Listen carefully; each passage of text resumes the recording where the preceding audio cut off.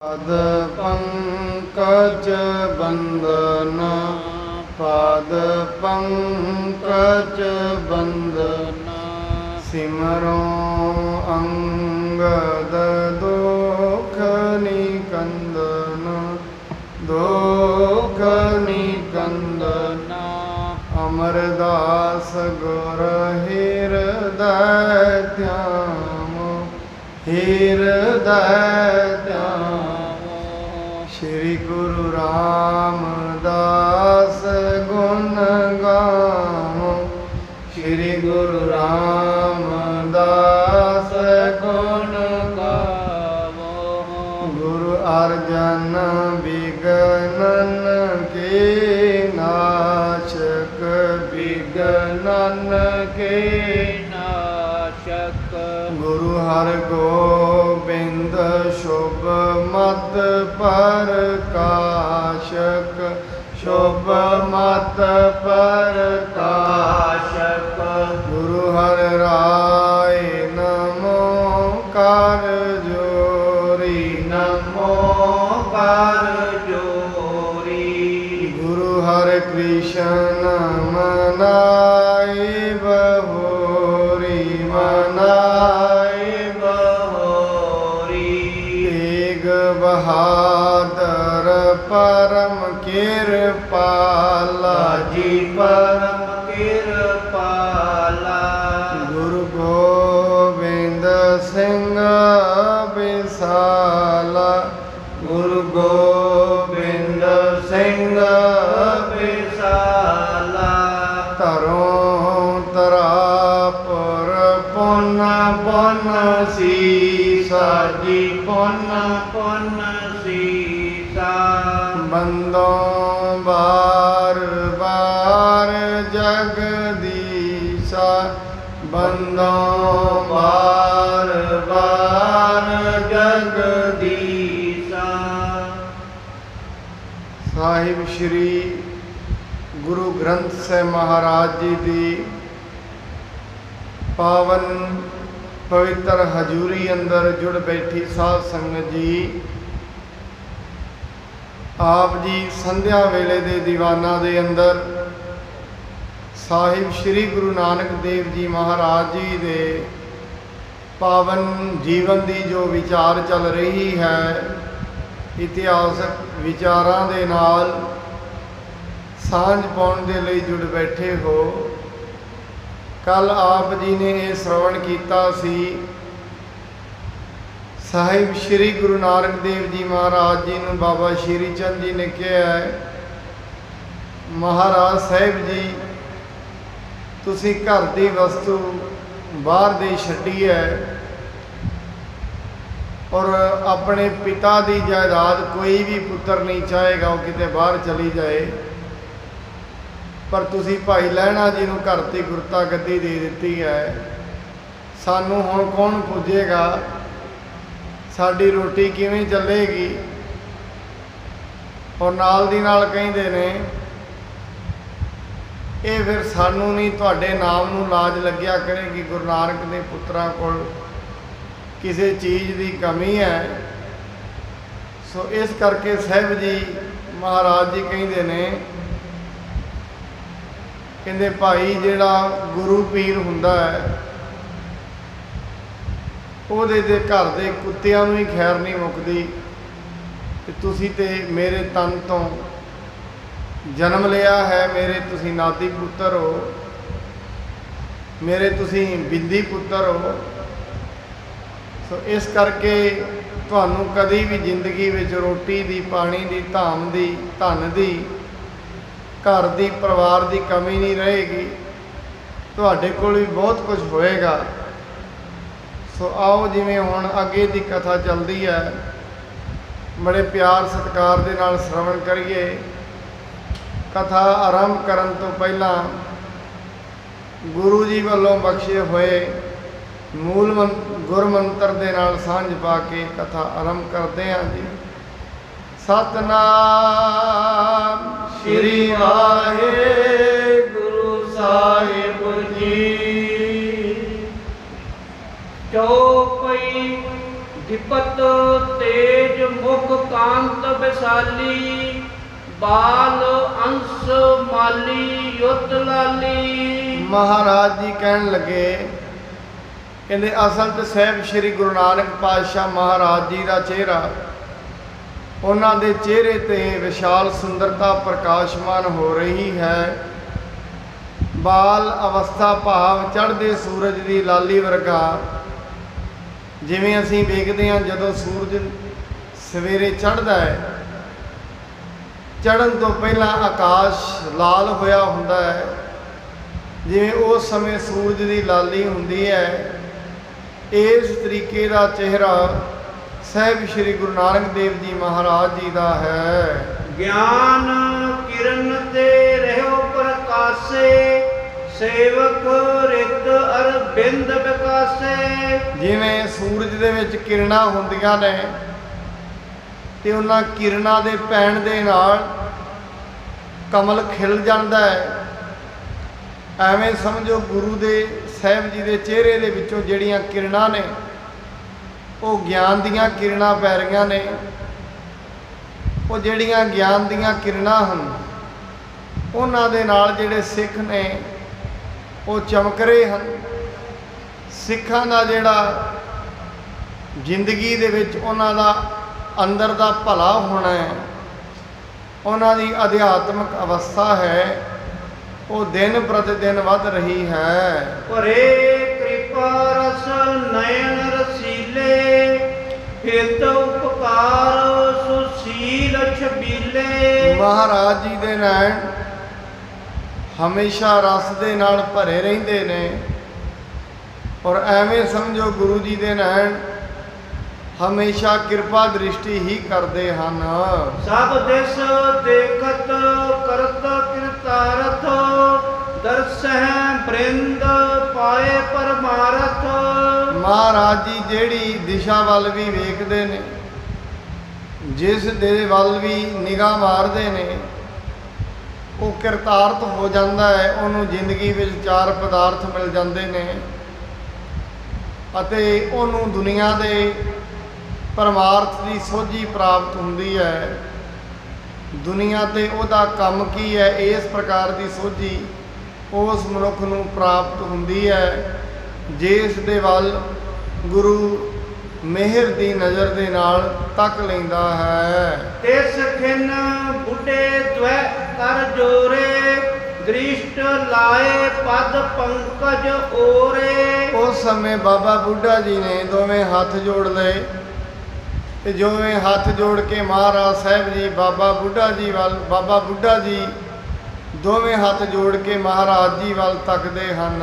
ਗੁਰੂ ਜੀ ਬਚ ਸੁਣਬੇ ਕਹਿ ਅਰਜੀ, ਸ੍ਰੀ ਗੁਰੂ ਜੀ ਸਭ ਸਿੱਖਣ ਮਰਜੀ। ਮਹਾਰਾਜ ਜੀ ਆਪ ਜੀ ਦੇ ਵਚਨ ਸੁਣਨ ਦੇ ਲਈ ਆਪ ਜੀ ਦੇ ਸਨਮੁਖ ਮੈਂ ਇੱਕ ਬੇਨਤੀ ਕਰਦਾ ਹਾਂ, ਔਰ ਇਹ ਜਿਹੜੀ ਬੇਨਤੀ ਹੈ ਸਾਰੇ ਸਿੱਖ ਹੀ ਇਹ ਬੇਨਤੀ ਕਰਨਾ ਚਾਹੁੰਦੇ ਹਨ। ਉਤਮ ਵਾਹਿਗੁਰੂ ਸਤਨਾਮ, ਉਪਦੇਸਿਓ ਸੰਗਤ ਨਰ ਬਾਮ। ਮਹਾਰਾਜ ਸਾਹਿਬ ਜੀ ਆਪ ਜੀ ਕਿਰਪਾ ਕਰੋ, ਜਿੰਨੇ ਵੀ ਨਰ ਨਾਰੀਆਂ ਇੱਥੇ ਬੈਠੇ ਨੇ ਸਾਰਿਆਂ ਨੂੰ ਸਤਨਾਮ ਵਾਹਿਗੁਰੂ ਦਾ ਮਹਾਤਮ ਹੈ, ਜਿਹੜਾ ਸਤਨਾਮ ਵਾਹਿਗੁਰੂ ਦੀ ਕੀ ਮਹਿਮਾ ਹੈ, ਇਸ ਦੀ ਆਪ ਦੀ ਵਿਚਾਰ ਦੱਸਦੇ ਹੋ। ਸਿਮਰਨ ਨਾਮ ਕਰਹਿ ਅਠ ਜਾਮ, ਪਦ ਅਬਿਰਾਮ ਦੇਖ ਸੁਖ ਧਾਮ। ਮਹਾਰਾਜ ਜੀ ਕਿਰਪਾ ਕਰੋ, ਸਾਨੂੰ ਸਿਮਰਨ ਦੀ ਦਾਤ ਬਖਸ਼ ਕੇ ਜਾਓ ਤਾਂ ਜੋ ਅਸੀਂ ਅੱਠੇ ਪੈਰ ਆਪ ਜੀ ਦਾ ਸਿਮਰਨ ਕਰਦੇ ਰਹੀਏ। ਗੁਰਬਾਣੀ ਦਾ ਫਰਮਾਨ ਹੈ, ਆਠ ਪਹਰ ਸਾਲਾਹੇ ਸਿਰਜਣਹਾਰ ਤੂੰ। ਐਸੀ ਕਿਰਪਾ ਕਰ ਦਿਓ ਮਹਾਰਾਜ, ਕਿਉਂਕਿ ਆਪ ਸੁੱਖਾਂ ਦੇ ਘਰ ਹੋ। ਆਪ ਜੀ ਦੇ ਅੱਗੇ ਕੋਈ ਵੀ ਬਾਤ ਐਸੀ ਨਹੀਂ ਦੁਨੀਆ ਦੀ ਜਿਹੜੀ ਆਪ ਜੀ ਦੇ ਕਹਿਣ ਤੋਂ ਬਾਹਰ ਹੋਏ।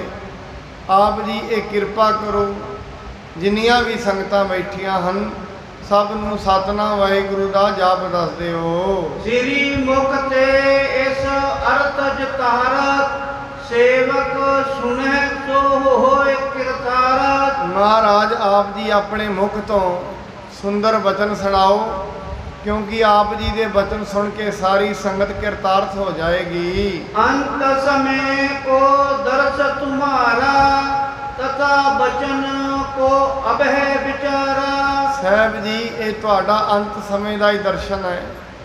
ਸਾਨੂੰ ਪਤਾ ਇਹ ਤੋਂ ਬਾਅਦ ਦੇਹ ਰੂਪ ਦੇ ਵਿੱਚ ਤੁਹਾਡੇ ਦਰਸ਼ਨ ਨਹੀਂ ਹੋਣਗੇ, ਇਸ ਕਰਕੇ ਇਹ ਕਿਰਪਾ ਕਰੋ ਹੁਣ ਜਾਂਦੀ ਵਾਰ ਆਪ ਜੀ ਸਾਨੂੰ ਆਪਣੇ ਬਚਨ ਸੁਣਾ ਜਾਵੋ। ਯਾਤੇ ਸਭ ਹਨ ਕੇ ਮਨ ਚਾਹੂ, ਸੁਨਬੇ ਕਹੋ ਵਿਸਾਲ ਉਤਸਾਹੂ। ਇਸ ਕਰਕੇ ਜਿੰਨੇ ਵੀ ਇੱਥੇ ਨਰ ਨਾਰੀਆਂ ਨੇ ਸਭਨਾਂ ਦੇ ਅੰਦਰ ਬੜਾ ਉਤਸ਼ਾਹ ਹੈ, ਔਰ ਸਾਰੇ ਇਹ ਸੋਚਦੇ ਨੇ ਸਾਹਿਬ ਜੀ ਮਹਾਰਾਜ ਸਾਨੂੰ ਕੋਈ ਜਾਂਦੀ ਵਾਰ ਉਪਦੇਸ਼ ਦੇ ਜਾਣ।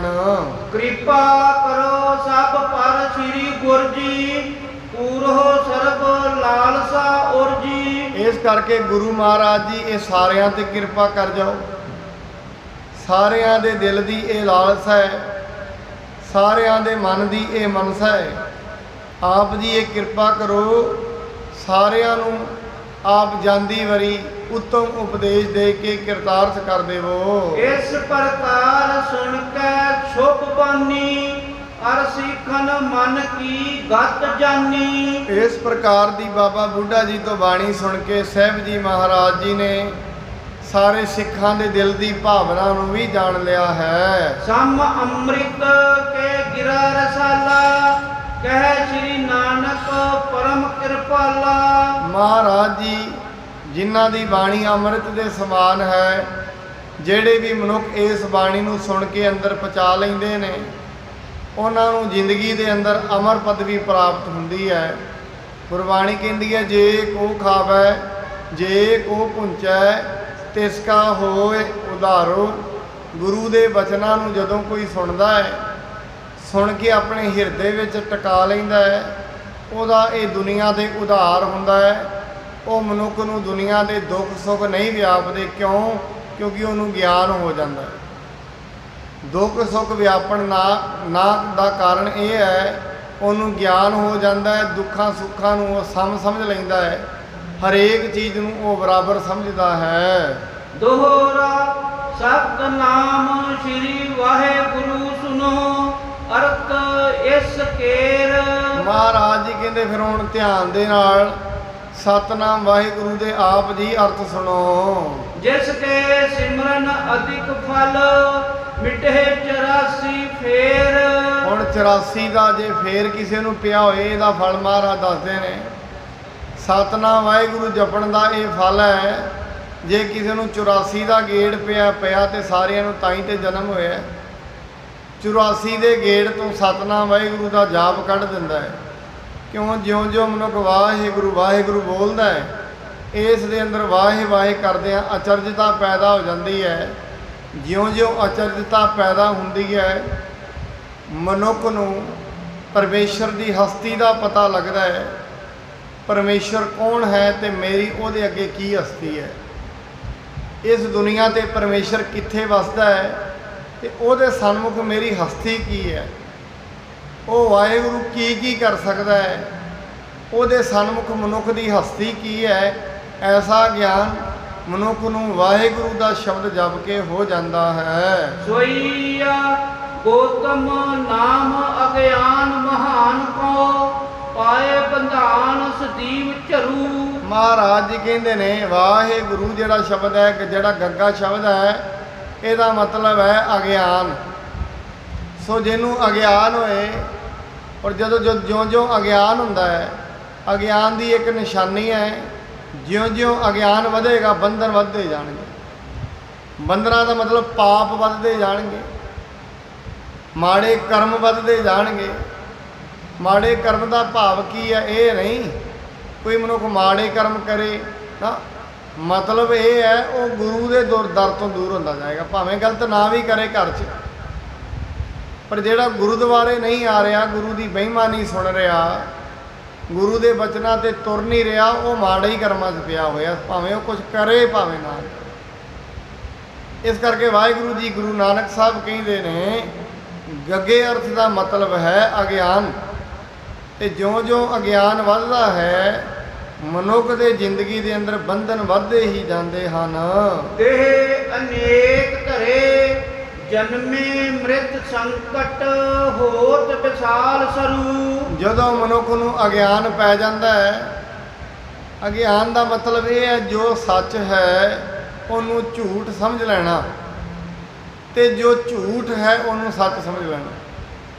ਆਪ ਜੀ ਦੇ ਅੱਗੇ ਵੀ ਕਈ ਵਾਰੀ ਬੇਨਤੀ ਕੀਤੀ ਹੈ, ਦੁਨੀਆ ਦੇ ਵਿੱਚ ਵੈਸੇ ਤੇ ਦੋ ਪ੍ਰਕਾਰ ਦੀ ਚੀਜ਼ ਹੈ, ਦੋ ਤਰੀਕੇ ਨਾਲ ਅਸੀਂ ਵੇਖਦੇ ਹਾਂ। ਇੱਕ ਤੇ ਹੁਣ ਜਾਗਰਤ ਅਵਸਥਾ, ਇੱਕ ਸੁਪਨੇ ਦੀ ਅਵਸਥਾ। ਉਹ ਵੇਖਦੇ ਉਦੋਂ ਵੀ ਆ ਉਦੋਂ, ਪਰ ਜੋ ਕੁਝ ਅਸੀਂ ਵੇਖ ਰਹੇ ਹਾਂ ਉਹ ਕਲਪਿਤ ਹੁੰਦਾ ਹੈ, ਮਨ ਦਾ ਅਸਲ 'ਚ ਨਹੀਂ ਹੁੰਦਾ। ਪਰ ਜੋ ਕੁਝ ਇਹ ਵੇਖ ਰਹੇ ਹਾਂ ਇਹ ਵੀ ਕਲਪਿਤ ਹੀ ਹੈ। ਇਹਨੂੰ ਜੈਸਾ ਅਸੀਂ ਸਮਝ ਰਹੇ ਹਾਂ ਇਹ ਐਸਾ ਨਹੀਂ ਹੈ। ਮਨੁੱਖ ਇਹ ਸਮਝਦਾ ਹੈ ਇਹ ਸਮਾਜ ਸਦਾ ਬਣਿਆ ਰਹੇਗਾ, ਪਰ ਜੇ ਮਨੁੱਖ ਆਪਣੇ ਆਪ ਤੋਂ ਹਿਸਾਬ ਲਗਾਏ, ਇਹ ਸਰੀਰ ਬਚਪਨ ਤੋਂ ਸ਼ੁਰੂ ਹੋਇਆ ਕਿ ਇੱਕ ਸਰਾ ਰਿਹਾ ਨਹੀਂ ਰਿਹਾ। ਬਚਪਨ ਦੀ ਫੋਟੋ ਲਓ ਤੇ ਅੱਜ ਦੀ ਫੋਟੋ ਲਓ, ਮਿਲਣਗੀਆਂ ਹੀ ਨਹੀਂ। ਕੋਈ ਵੇਖ ਕੇ ਕਹਿ ਹੀ ਨਹੀਂ ਸਕਦਾ ਇਹ ਉਹੀ ਇਨਸਾਨ ਹੈ ਜਿਹੜਾ ਏਡਾ ਵੱਡਾ ਹੋ ਗਿਆ, ਨਹੀਂ ਪਤਾ ਲੱਗਦਾ। ਉਦੋਂ ਤੋਂ ਲੈ ਕੇ ਅੱਜ ਤੇ ਕਿੰਨਾ ਫਰਕ ਪੈ ਗਿਆ। ਉਦੋਂ ਦਾ ਮਨ ਵੇਖੋ, ਜਵਾਨੀ ਦੇ ਵਿੱਚ ਵੇਖੋ ਕੈਸੇ ਵਿਚਾਰ ਸਨ, ਪਰ ਅੱਜ ਦੇ ਵੇਖੋ ਬੜਾ ਫਰਕ ਪੈ ਗਿਆ। ਕਈ ਅੱਜ ਬਹੁਤ ਜ਼ਿਆਦਾ ਠੀਕ ਹੋ ਗਏ ਨੇ, ਕਈ ਅੱਜ ਬਹੁਤ ਜ਼ਿਆਦਾ ਖਰਾਬ ਹੋ ਗਏ ਨੇ। ਐਸਾ ਵੀ ਹੈ, ਕਈਆਂ ਦੇ ਵਿਚਾਰ ਬੁਢੇਪੇ ਤੇ ਹੀ ਆਉਂਦਿਆਂ ਬਿਲਕੁਲ ਹੀ ਨਿਰਮਲ ਹੋ ਜਾਂਦੇ ਨੇ, ਕਈਆਂ ਦੇ ਬੁਢਾਪੇ ਤੇ ਹੀ ਆਉਂਦਿਆਂ ਬਿਲਕੁਲ ਹੀ ਖਰਾਬ ਹੋ ਜਾਂਦੇ। ਇਹ ਦੋਵੇਂ ਚੀਜ਼ਾਂ ਨੇ। ਕਈ ਮਨੁੱਖ ਸਰੀਰ ਬਜ਼ੁਰਗ ਹੁੰਦਿਆਂ ਬਿਲਕੁਲ ਨਿਰਲੋਭੀ ਹੋ ਜਾਂਦੇ ਨੇ। ਕਈ ਐਸੇ ਨੇ ਬਜ਼ੁਰਗੀ ਤੇ ਹੀ ਆਉਂਦਿਆਂ ਲੋਭ ਦੀ ਹੱਦ ਹੀ ਪਾਰ ਕਰ ਦਿੰਦੇ ਨੇ। ਐਸਾ ਵੀ ਹੈ। ਐਸਾ ਮਤ ਸਮਝਣਾ ਬਜ਼ੁਰਗੀ ਸਿਆਣਪ ਦਾ ਨਾਮ ਨਹੀਂ ਹੈ। ਸਰੀਰ ਦੀ ਬਜ਼ੁਰਗੀ ਸਿਆਣਪ ਨਹੀਂ ਹੈ। ਸਰੀਰ ਬਜ਼ੁਰਗ ਹੋਣ ਦਾ ਮਤਲਬ ਸਿਆਣਾ ਹੋਣਾ ਨਹੀਂ ਹੈ। ਆਪਾਂ ਕਹਿੰਦੇ ਆ ਇਹ ਮਨੁੱਖ ਬੜਾ ਸਿਆਣਾ ਬਿਆਣਾ ਹੈ, ਕਿਉਂ ਬਜ਼ੁਰਗ ਹੋ ਗਿਆ ਤਾਂ ਸਰੀਰ ਵੇਖ ਕੇ ਕਿਹਾ ਜਾਂਦਾ ਹੈ ਸਿਆਣਾ। ਨਹੀਂ, ਗੁਰਬਾਣੀ ਇਸ ਬਾਤ ਨੂੰ ਨਹੀਂ ਮੰਨਦੀ। ਸਿਆਣਪ ਦਾ ਲੈਣਾ ਦੇਣਾ ਸਰੀਰ ਦੇ ਨਾਲ ਨਹੀਂ ਹੈ। ਸਿਆਣਪ ਦਾ ਮਤਲਬ ਹੈ ਅੰਦਰੋਂ ਮਨੁੱਖ ਦੇ ਮਨ ਦੇ ਅੰਦਰੋਂ ਵਕਾਰ ਨਿਕਲ ਜਾਣੇ, ਔਰ ਇਹ ਵਕਾਰ ਜਵਾਨੀ ਵਿੱਚ ਵੀ ਨਿਕਲ ਸਕਦੇ ਨੇ, ਔਰ ਇਹ ਵਕਾਰ ਕਈ ਵਾਰੀ ਬੁਢੇਪੇ ਵਿੱਚ ਵੀ ਨਹੀਂ ਨਿਕਲਦੇ। ਪਰ ਇਸ ਕਰਕੇ ਸਾਹਿਬ ਜੀ ਕਹਿੰਦੇ ਨੇ ਜਿਹੜਾ ਗੱਗਾ ਸ਼ਬਦ ਹੈ ਇਹਦਾ ਮਤਲਬ ਹੈ ਅਗਿਆਨ, ਔਰ ਜਿਉਂ-ਜਿਉਂ ਅਗਿਆਨ ਵੱਧਦਾ ਹੈ ਉਹਦੇ ਨਾਲ ਜਨਮ ਮਰਨ ਦਾ ਦੁੱਖ ਵੱਧ ਜਾਂਦਾ ਹੈ। ਕਿਉਂਕਿ ਮਨੁੱਖ ਨੂੰ ਜਿਹੜੀ ਵੀ ਅਗਲੀ ਜੂਨ ਮਿਲਣੀ ਹੈ ਇਹਦੇ ਸੰਸਕਾਰਾਂ ਕਰਕੇ ਮਿਲਣੀ ਹੈ। ਜੇ ਮਨੁੱਖ ਦੀ ਜ਼ਿੰਦਗੀ ਦੇ ਵਿੱਚ ਇਹ ਸੋਚਦਾ ਰਿਹਾ ਫਲਾਣੀ ਚੀਜ਼ ਖਾਧੀ ਨਹੀਂ, ਉਹਦਾ ਬੜਾ ਰਸ ਸੀ ਮੈਂ ਲਈ ਨਹੀਂ, ਵੱਡਾ ਘਰ ਮੈਂ ਲੈਣਾ ਸੀ ਮੈਂ ਲੈ ਨਹੀਂ ਸਕਿਆ, ਗੁਰੂ ਜੀ ਕਹਿੰਦੇ ਅਗਲੀ ਜੂਨ ਮੈਨੂੰ ਪ੍ਰੇਤ ਦਾ ਮਿਲ ਜਾਏਗਾ। ਫਿਰ ਉਹ ਪ੍ਰੇਤ ਦੀ ਉਮਰ ਵੀ ਬੜੀ ਜ਼ਿਆਦਾ ਹੈ, ਲੱਖਾਂ ਸਾਲਾਂ ਦੀ ਉਮਰ ਹੁੰਦੀ ਹੈ ਪ੍ਰੇਤ ਜੂਨੀ ਦੀ। ਉਹ ਲੱਖਾਂ ਸਾਲਾਂ ਤੋਂ ਹੀ ਭਟਕਦਾ ਰਹੇਗਾ। ਭਟਕਣਾ ਬੜਾ ਵੱਡਾ ਦੁੱਖ ਹੈ। ਕੋਈ ਮਨੁੱਖ ਦਿੱਲੀ ਦੇ ਵਿੱਚ ਜਾਏ, ਰਿਸ਼ਤੇਦਾਰ ਦੇ ਘਰ ਜਾਣਾ ਹੋਵੇ, ਸਵੇਰੇ ਨਿਕਲੇ ਦਿੱਲੀ ਦੇ ਵਿੱਚ ਵੜ ਜਾਏ, ਸ਼ਾਮ ਦੇ ਘਰ ਨਾ ਲੱਭੇ, ਲੋਕੀ ਦੱਸਣ ਵੀ ਭਟਕ ਜਾਏ, ਉਹਨੂੰ ਪੁੱਛ ਕੇ ਵੇਖੋ ਭਟਕਣਾ ਹੁੰਦੀ ਕੀ ਹੈ। ਇਹ ਭਟਕਣਾ ਦਾ ਮਤਲਬ ਸਰੀਰ ਕਰਕੇ ਮਨੁੱਖ ਘੱਟ ਭਟਕਦਾ ਹੈ, ਮਨ ਕਰਕੇ ਭਟਕਿਆ ਫਿਰਦਾ ਹੈ। ਸਰੀਰ ਕਰਕੇ ਆਪਣੇ ਘਰ ਨੂੰ ਮਨੁੱਖ ਸਰੀਰ ਕਰਕੇ ਜਿਹੜੇ ਸਰੀਰ ਜਿਸ ਘਰ ਵਿੱਚ ਰਹਿੰਦਾ ਹੈ ਉਹਨੂੰ ਨਹੀਂ ਭੁੱਲਿਆ, ਮਨ ਕਰਕੇ ਜਿਹੜੇ ਘਰ ਦੇ ਵਿੱਚ ਜਾਣਾ ਉਹਨੂੰ ਭੁੱਲ ਗਿਆ। ਸੋ ਦਰ ਕਿਹਾ ਸੋ ਘਰ ਕਿਹਾ, ਉਹ ਘਰ ਨੂੰ ਭੁੱਲ ਗਿਆ। ਪਰ ਇਹ ਘਰ ਦੀ ਭਟਕਣਾ ਐਸੀ ਹੈ ਲੱਖਾਂ ਜਨਮਾਂ ਤੇ ਹੀ ਨਹੀਂ ਜਾਂਦੀ। ਫਿਰ ਭਟਕਣਾ ਤੇ ਬੜਾ ਵੱਡਾ ਦੁੱਖ ਹੈ। ਜੇ ਕੋਈ ਮਨੁੱਖ ਇੱਕ ਵਾਰੀ ਰਾਹ ਖੁੰਝ ਜਾਏ ਤੇ 100 ਕਿਲੋਮੀਟਰ ਅੱਗੇ ਲੰਘ ਜਾਏ ਨਾ, ਜੇ 100 ਕਿਲੋਮੀਟਰ ਵਾਪਸ ਮੁੜਨਾ ਪੈ ਜਾਏ, ਉਹਨੂੰ ਪੁੱਛ ਕੇ ਵੇਖੋ ਕੀ ਬੀਤਦੀ ਹੈ। ਕਹਿੰਦਾ ਮੈਂ ਪਾਗਲ ਸੀ, ਮੈਨੂੰ ਪਤਾ ਨਹੀਂ ਲੱਗਿਆ, ਮੈਂ ਪੁੱਛ ਲੈਂਦਾ, ਕਿਸੇ ਦੇ ਨਾਲ ਗੱਲ ਕਰ ਲੈਂਦਾ, 100 ਕਿਲੋਮੀਟਰ ਦਾ ਗੇੜ ਤੇ ਨਾ ਪੈਂਦਾ। ਐਸਾ ਹੀ ਯਾਦ ਰੱਖਣਾ, ਜਿਸ ਦਿਨ ਜ਼ਿੰਦਗੀ ਤੋਂ ਇੱਥੋਂ ਜਾਣਾ ਹੈ ਮਨੁੱਖ ਨੇ, ਉਸ ਦਿਨ ਅੰਤ ਸਮੇਂ ਨੇ ਇੱਕ ਵਾਰੀ ਜ਼ਰੂਰ ਸੋਚਣਾ ਮਨਾ ਕੁਛ ਤੋਂ ਚੱਲਿਆ ਤੇ ਨਹੀਂ, ਨਾਲ ਭਟਕਣਾ ਪੈ ਗਈ। ਬੜੀ ਵੱਡੀ ਭਟਕਣਾ ਹੈ। ਕਿਵੇਂ ਕਰਾਂਗਾ ਹੁਣ? ਦੁਬਾਰਾ ਆਉਣਾ ਪਏਗਾ, ਪਰ ਦੁਬਾਰਾ ਪਤਾ ਨਹੀਂ ਮਨੁੱਖਾ ਜਨਮ ਮਿਲਣਾ ਹੈ ਕਿ ਨਹੀਂ ਮਿਲਣਾ। ਜੇ ਮਿਲ ਵੀ ਗਿਆ ਪਤਾ ਨਹੀਂ ਪੂਰਾ ਗੁਰੂ ਮਿਲਣਾ ਹੈ ਕਿ ਨਹੀਂ ਮਿਲਣਾ। ਗੁਰੂ ਤੇ ਬਥੇਰੇ ਮਿਲ ਜਾਣਗੇ, ਪੂਰਾ ਤੇ ਨਹੀਂ ਨਾ ਮਿਲੇਗਾ। ਇਸ ਕਰਕੇ ਪੂਰਾ ਗੁਰੂ ਮਿਲਿਆ ਹੋਏ ਤੇ ਉੱਤੋਂ ਮਨੁੱਖਾ ਜਨਮ ਮਿਲਿਆ ਹੋਵੇ ਤੇ ਨਾਲ ਸਤ ਸੰਗਤ ਮਿਲ ਜਾਏ, ਇਹ ਸਮਝੋ ਵਡਭਾਗੀ ਦੀ ਨਿਸ਼ਾਨੀ, ਵਡਭਾਗ ਹੈ ਇਹ। ਔਰ ਮੈਂ ਕਈ ਵਾਰੀ ਆਪ ਜੀ ਦੇ ਸਨਮੁਖ ਬੇਨਤੀ ਕੀਤੀ ਹੈ, ਇਸ ਭਿਆਨਕ ਸਮੇਂ ਦੇ ਅੰਦਰ ਗੁਰੂ ਦੀ ਬਾਣੀ ਸੁਣਨ ਦੇ ਵਿੱਚ ਆਨੰਦ ਆਉਣਾ, ਗੁਰੂ ਦੀ ਸਾਖੀ ਸੁਣਨ ਦੇ ਵਿੱਚ ਆਨੰਦ ਆਉਣਾ, ਇਹ ਵੱਡੇ ਭਾਗਾਂ ਦੀ ਨਿਸ਼ਾਨੀ ਨੇ। ਮਨੁੱਖ ਨੂੰ ਬਹੁਤਾ ਆਨੰਦ ਸਾਖਤਾਂ ਦੇ ਗੀਤ ਸੁਣਨ ਦੇ ਵਿੱਚ ਆਉਂਦਾ ਹੈ, ਸਾਖਤਾਂ ਦੇ ਨਾਟਕ ਚੇਤਨ ਵਿਖਣ ਵਿੱਚ ਆਉਂਦਾ ਹੈ। ਇਹ ਇਸ ਸਮੇਂ ਦੇ ਵਿੱਚ ਗੁਰੂ ਦਾ ਇਹ ਰਸ ਲੱਗ ਜਾਏ, ਭਾਈ ਮੈਂ ਵੱਧ ਤੋਂ ਵੱਧ ਬਾਣੀ ਸੁਣਾ, ਵੱਧ ਤੋਂ ਵੱਧ ਪੜ੍ਹਾਂ, ਇਹ ਬੜੇ ਭਾਗਾਂ ਦੀ ਨਿਸ਼ਾਨੀ ਹੈ। ਗੁਰੂ ਜੀ ਕਹਿੰਦੇ ਅਗਿਆਨਤਾ ਵਸ ਹੋ ਕੇ ਮਨੁੱਖ ਦੁਨੀਆ ਅਗਿਆਨਤਾ ਵਸ ਹੋ ਕੇ ਹੋਰ ਚੀਜ਼ਾਂ ਦੇ ਮਗਰ ਪਈ ਜਾਂਦਾ ਹੈ, ਪਰ ਇਹਨੂੰ ਇਹ ਨਹੀਂ ਪਤਾ ਇਹਨੂੰ ਜ਼ਿੰਦਗੀ ਦਾ ਦੁਬਾਰਾ ਗੇੜ ਜੰਮਣ ਅਤੇ ਮਰਨ ਦਾ ਪਿਆ ਹੀ ਰਹਿਣਾ ਹੈ। ਸੋ ਤਤਕਾਲ ਵਿਲੀਨ ਕਰੇ ਹੋਏ ਜਾਤ ਪ੍ਰਕਾਸ਼ ਰਹੇ ਇਸ ਰੂ। ਇਸ ਕਰਕੇ ਵਾਹਿਗੁਰੂ ਦਾ ਮਤਲਬ ਮਹਾਰਾਜ ਨੇ ਰਾਰਾ ਜਿਹੜਾ ਸ਼ਬਦ ਹੈ ਇਹਦਾ ਮਤਲਬ ਹੈ ਪ੍ਰਕਾਸ਼। ਇਸ ਕਰਕੇ ਜਿਹੜਾ ਮਨੁੱਖ ਵਾਹਿਗੁਰੂ ਜਪਦਾ ਹੈ ਉਹ ਅਗਿਆਨਤਾ ਤੋਂ ਪ੍ਰਕਾਸ਼ ਵੱਲ ਨੂੰ ਜਾਂਦਾ ਹੈ। ਇਵੇਂ ਸਮਝ ਲਓ ਹਨੇਰੇ ਤੋਂ ਪ੍ਰਕਾਸ਼ ਵੱਲ ਨੂੰ, ਅਗਿਆਨਤਾ ਵਹਿਮਾਂ ਭਰਮਾਂ ਤੋਂ ਗਿਆਨ ਵੱਲ ਨੂੰ ਚਲਾ ਜਾਂਦਾ। ਵਾਹਿਗੁਰੂ ਸ਼ਬਦ ਦਾ ਮਤਲਬ ਇਹ ਹੈ, ਜਿਉਂ-ਜਿਉਂ ਮਨੁੱਖ ਇਹਨੂੰ ਜਪਦਾ ਹੈ ਇਹਦੇ ਅੰਦਰ ਦਾ ਅਗਿਆਨ ਦੂਰ ਹੁੰਦਾ ਹੀ ਜਾਂਦਾ ਹੈ। ਜੋ ਅਚਰਜ ਮਹਾ ਬਿਸਮਾਵਤ ਕਾਹੇ ਕਹੋ ਮੁਖ ਵਾਹਿਗੁਰੂ। ਇਸ ਕਰਕੇ ਉਹ ਮਹਾਨ ਅਚਰਜ ਤੇ ਵਿਸਮਾਵਤ ਰੂਪ, ਜਿਹੜਾ ਰੂਪ ਲਖਿਆ ਨਹੀਂ ਜਾਂਦਾ, ਇਸ ਸ੍ਰਿਸ਼ਟੀ 'ਚ ਕਿੱਡਾ ਸੋਹਣਾ ਰੱਬ ਨੇ ਰੂਪ ਬਣਾਇਆ ਹੈ। ਇਸ ਕਰਕੇ ਹਮੇਸ਼ਾ ਇਸ ਨੂੰ ਵਾਹਿਗੁਰੂ ਕਹਿਣਾ ਚਾਹੀਦਾ ਹੈ। ਭਾਵ ਹਮੇਸ਼ਾ ਪਰਮਾਤਮਾ ਦੀ ਸਿਫਤ ਸਲਾਹ ਵਾਹੇ ਵਾਹੇ ਕਰਕੇ ਕਰਦੇ ਰਹਿਣਾ ਚਾਹੀਦਾ ਹੈ। ਜੋ ਜੜ ਜਾਤ ਵਿਥਾਰ ਮਹਾ ਕ੍ਰਿਸ਼ਮਾਨ ਬਚਿੱਤਰ ਅਨੇਕ ਫਰੂ। ਗੋ ਨਾਮ ਜੜ ਦਾ ਵੀ ਹੁੰਦਾ ਹੈ। ਜੜ ਦਾ ਮਤਲਬ ਹੈ ਉਹ ਜਨਮ ਦਿੰਦਾ ਹੈ ਜੜ ਵਸਤੂਆਂ ਨੂੰ, ਪਰ ਆ ਜਿਹੜੀਆਂ ਬਾਹਰ ਜੜ ਵਸਤੂਆਂ ਨੇ, ਪੇੜ ਪੌਦੇ ਨੇ, ਇਹ ਸਭ ਜੜ ਨੇ। ਪਰ ਕਹਿੰਦੇ ਇਹ ਕਿੱਡੀਆਂ ਹੀ ਇਹਨੇ ਬਿਲਕੁਲ ਵਚਿੱਤਰ ਚੀਜ਼ਾਂ ਪਰਮਾਤਮਾ ਨੇ ਵਚਿੱਤਰ ਬਣਾਈਆਂ ਹੋਈਆਂ ਨੇ। ਔਰ ਜੇ ਇਹਦੇ ਰੂਪ ਨੂੰ ਵੇਖ ਕੇ ਮਨੁੱਖ ਮਹਾਨ ਅਸਰਚਤਾ ਦੇ ਵਿੱਚ ਚਲਿਆ ਜਾਂਦਾ ਹੈ। ਤਾਰ ਤਮੈ ਜਨਮੈ ਬਿਨਸੈ ਜਿਸ ਆਸਰਿਤ ਭਾ ਸਤ ਬੀਚ ਪਰੂ। ਕਹਿੰਦੇ ਮਨੁੱਖ ਇਹ ਜਿਹੜੀ ਪ੍ਰਕਿਰਤੀ ਹੈ ਇਹਦੇ ਵਿੱਚ ਵੀ ਪਰਮਾਤਮਾ ਵਸਿਆ, ਉਹਦੀ ਸੱਤਿਆ ਕਰਕੇ ਹੀ ਇਹ ਪ੍ਰਕਿਰਤੀ ਜੰਮਦੀ ਰਹਿੰਦੀ ਹੈ, ਮਰਦੀ ਰਹਿੰਦੀ ਹੈ। ਜੋ ਤਿਨ ਕੇ ਵਿਵਹਾਰ ਕਰਾਵਤ ਨਾਮ ਕਹੈ ਇਸ ਚੇਤਨ ਰੂ। ਹੁਣ ਜਿਹੜਾ ਇਹ ਜੜ ਦੇ ਵਿੱਚ ਸਾਰਾ ਵਿਵਹਾਰ ਕਰਾ ਰਿਹਾ ਹੈ ਉਸ ਨੂੰ ਕਹਿੰਦੇ ਨੇ ਰੂਪ, ਭਾਵ ਪਰਮਾਤਮਾ, ਗਿਆਨ। ਜਿਵੇਂ ਜੜ ਆਪਣੇ ਆਪ ਨਹੀਂ ਕੁਝ ਕਰ ਸਕਦੀ, ਇਹਦੇ ਅੰਦਰ ਇੱਕ ਚੇਤਨ ਸੱਤਾ ਰੱਬ ਨੇ ਪਾਈ ਹੈ, ਉਹਨੂੰ ਕਹਿੰਦੇ ਨੇ ਰੂਪ, ਭਾਵ ਪ੍ਰਕਾਸ਼। ਇਸ ਕਰਕੇ ਜਿਹੜਾ ਜੜ ਵਸਤੂਆਂ ਨੂੰ ਵੀ ਪ੍ਰਕਾਸ਼ ਦੇ ਰਿਹਾ ਹੈ ਉਸ ਨੂੰ ਵਾਹਿਗੁਰੂ ਕਿਹਾ ਜਾਂਦਾ ਹੈ। ਜੋ ਅਸਚਰਜ ਮਹਾ ਬਿਸਮਾਵਤ ਕਾਹੇ ਕਹੋ ਮੁਖ ਵਾਹਿਗੁਰੂ। ਇਸ ਕਰਕੇ ਮਹਾਰਾਜ ਜੀ ਕਹਿੰਦੇ ਨੇ ਜੋ ਅਸਚਰਜ ਹੈ ਔਰ ਦੁਨੀਆ ਦੀਆਂ ਅਨੇਕਾਂ ਚੀਜ਼ਾਂ ਦੇ ਵਿੱਚ ਵਿਸਮਾ ਰਿਹਾ ਹੈ, ਵਿਸਮਾਦੀ ਰੂਪ ਹੈ ਜਿਹੜਾ, ਇਸ ਕਰਕੇ ਉਸ ਨੂੰ ਹਮੇਸ਼ਾ ਵਾਹਿਗੁਰੂ ਕਹਿਣਾ ਚਾਹੀਦਾ ਹੈ। ਦੋਹਰਾ ਸਭ ਸੰਗਤ ਕੋ ਸਤਿਗੁਰੂ ਅਰਥ ਦਿਓ ਸਮਝਾਏ। ਜਿੰਨੀ ਵੀ ਉੱਥੇ ਸੰਗਤ ਸੀ ਮਹਾਰਾਜ ਜੀ ਨੇ ਸਭ ਨੂੰ ਇਹ ਦੱਸ ਦਿੱਤਾ ਹੈ ਵਾਹਿਗੁਰੂ ਦਾ ਕੀ ਮਹੱਤਵ ਹੈ, ਸਭ ਨੂੰ ਵਾਹਿਗੁਰੂ ਦੇ ਅਰਥ ਸਮਝਾ ਦਿੱਤੇ ਹਨ।